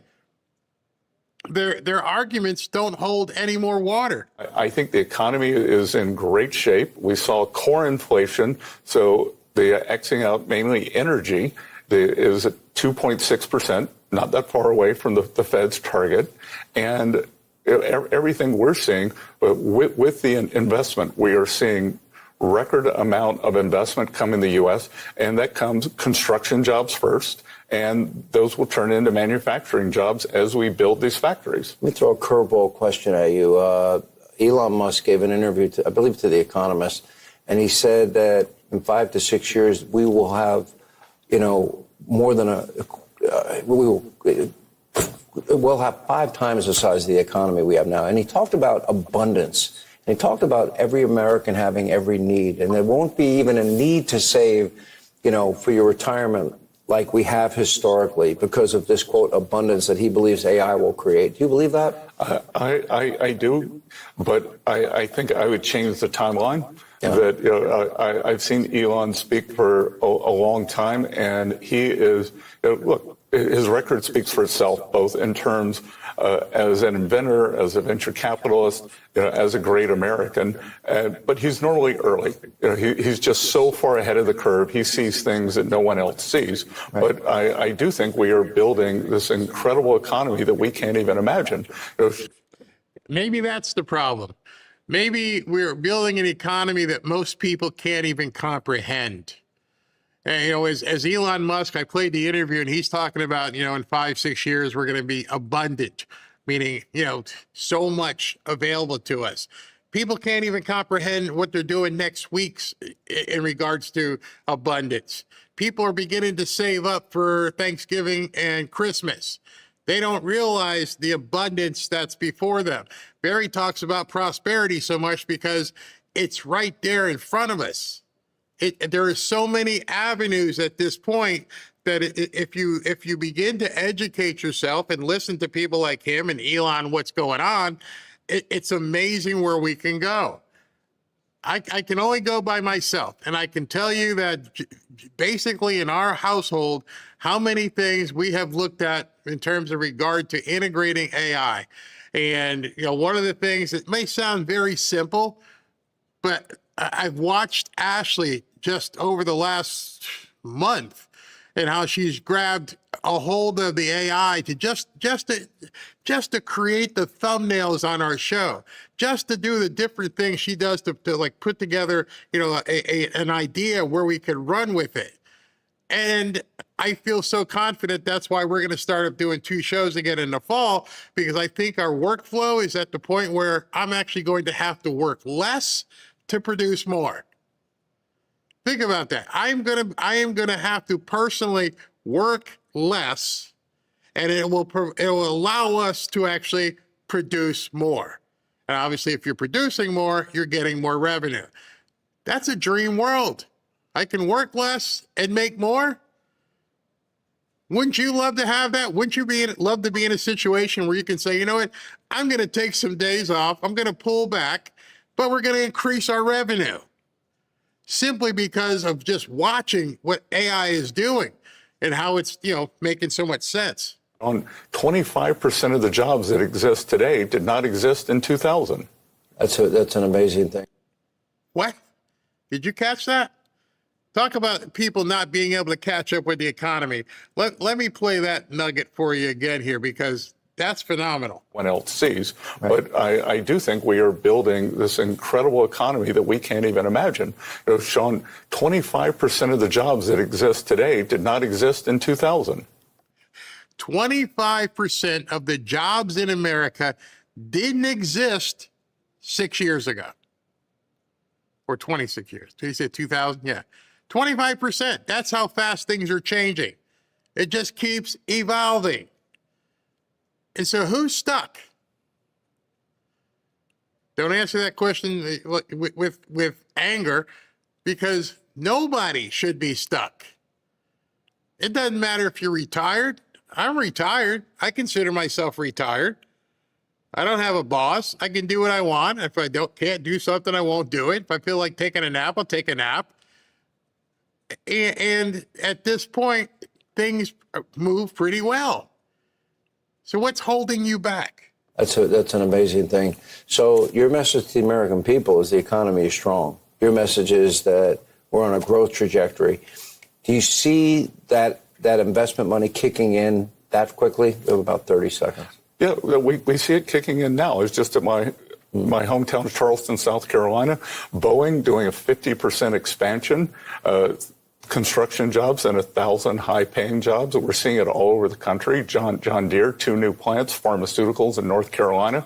That this is a manufacturing renaissance. The service economy is strong, and I think consumers are finally starting to feel it. And inflation will come down. We'll get to the other side of Iran, and I think the feel-good factor will come back. The feel-good factor will come back. I don't know who lost it. I'm not going to say anything about anybody losing that, quote, feel-good factor, but the feel-good factor never went away. Ever since January, when he got in office last year, the feel-good factor came back then after knowing Kamala wasn't going to be president. And I think that's one of the problems as well, is when President Trump got elected, got sworn in January of 2025, I started running, making plans. I remember people would put in the chat, well, Barry, now that the election's over, are you going to have any content? Remember that? Some people were getting ready to pump the brakes. Oh, we got this. Not me. We were like, let's go. We got so much to do now. And so now we've gone through the summer. We're almost in August. And then, Labor Day, everything hits. And we're going to see so much more with campaigns, and news is going to pick up. And that's why we're going to go back to 2 shows. All right, let me do a super chat so we can all get out of here after 3 hours. Sorry. Lady Gizmo, saw the Capitol Memorial, and there were a lot of Democrats there, including Pencilneck. Love the show and all. Thank you. Cheers up. I was the only one open and on the road during C-Thing. Made so much money with others who didn't buy the BS. Just had to hide from government officials and Karens. Good for you. Moshe, I thank the Almighty I didn't take the jab. It made me suspicious when it was said that the GDA approved it when it only was given an emergency authorization. Exactly. Chiosop, will Rand Paul get back at Fauci? Want to see that? It has somewhat turned into the Rand Paul show, but I think there's going to be a number of people asking questions, but we'll see. I always wish when they do these things, I had always wished that they didn't do that 5 minute thing. Why not let somebody like Rand Paul get all the time? All the other senators, the Republicans anyways, defer. You can have my time, go at it. That's what I think we need to do. Diamond, Fauci's pardoned prison but committed crimes against humanity. For sure, he did. Be interesting tomorrow. Be very interesting. Chiosop passed by hospitals that claimed had mobile freezers with corpses, nothing in them. Total Northwell Health had hundreds of locations they cashed in. How much fraud would happen with all that stuff? Big Who, looks like the Democrats and the media sacrificed American lives to push a narrative and steal an election. Bingo. Petras, Barry, so the pandemic was a fear to steal the 2020 election. 70% non-traditional mail-in votes behind auto pen, Joe Steele, open border to, yeah, there you go. That's it. That's the recipe. They came up with it. They knew we wouldn't be able to turn it away. Linda 2 times. Linda 3 times. I hate the Super Chat app along with Fauci. I'm sorry. It's not my app. I don't know why it does that. Chiosop, Trump should have given Pence the finger. Oh, that would have been classic. People would have applauded. Fume Drummer, is Rand Paul going to get only 5 minutes with Fauci now? I don't know how it's going to work and how it's going to go through the round robin or whatever, but he's going to have a lot more than 5 minutes. Condition-based. Fun fact, the Trump interlude as the soldiers carried Lindsay's body was called Fanfare for the Common Man. I knew that. I didn't know if you guys knew that. Who sang that? Used it as a rock song. Emerson, Lake and Palmer did a rock rendition of Fanfare for the Common Man. But I didn't know if you guys picked it. I didn't want to say it while the soldiers were walking. But yes, good one. Fanfare for the Common Man. Kinley, our choice for minority leader was Rick Scott. Thune was chosen in a closed meeting before Trump took office. He was ordered by the Turtle to stall Trump and impeach him if he wants the Insurrection Act. I don't know if that's true, but it looks like it.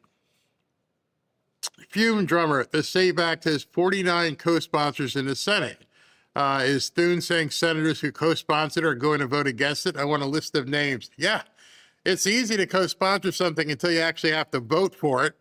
Chiosop, someone has compromising photos or bank accounts of those 15 senators. Eric, where'd that go? Does Thune know he sounds like a jump, like a punk? G. Fisher, we were losing when the Dems won 13% of all counties in America. It's all BS, too big to rig. These people, I just want someone to tell me how we're supposed to lose with what we're seeing here. Chiosop, Dems mortgaged it all to run with the bartender and the alcoholic. Are you talking about Kamala like that? The Salty Sierra. But Barry, Israel and Orange Man bad and free stuff and communism worked this time. It didn't even work in, where was it? Kansas City and Chicago. Both those grocery stores got to get shut down. But here we go. New York's going to spend more and do it better. I guess that's what they think. G. Fisher, AI for website revival. It made my site amazing. Wow. Awesome. Awesome. Tell people how you did that. And Chia Shop, the economy growing because of lesbian dance study degrees. Oh, you're bad. You're definitely bad. All right, everybody. I will see you tomorrow. I'm going to find out what time this Rand Paul hearing with Fauci and see if we can't air it. I don't normally like those hearings, but I think tomorrow might be juicy. All right, see you guys tomorrow.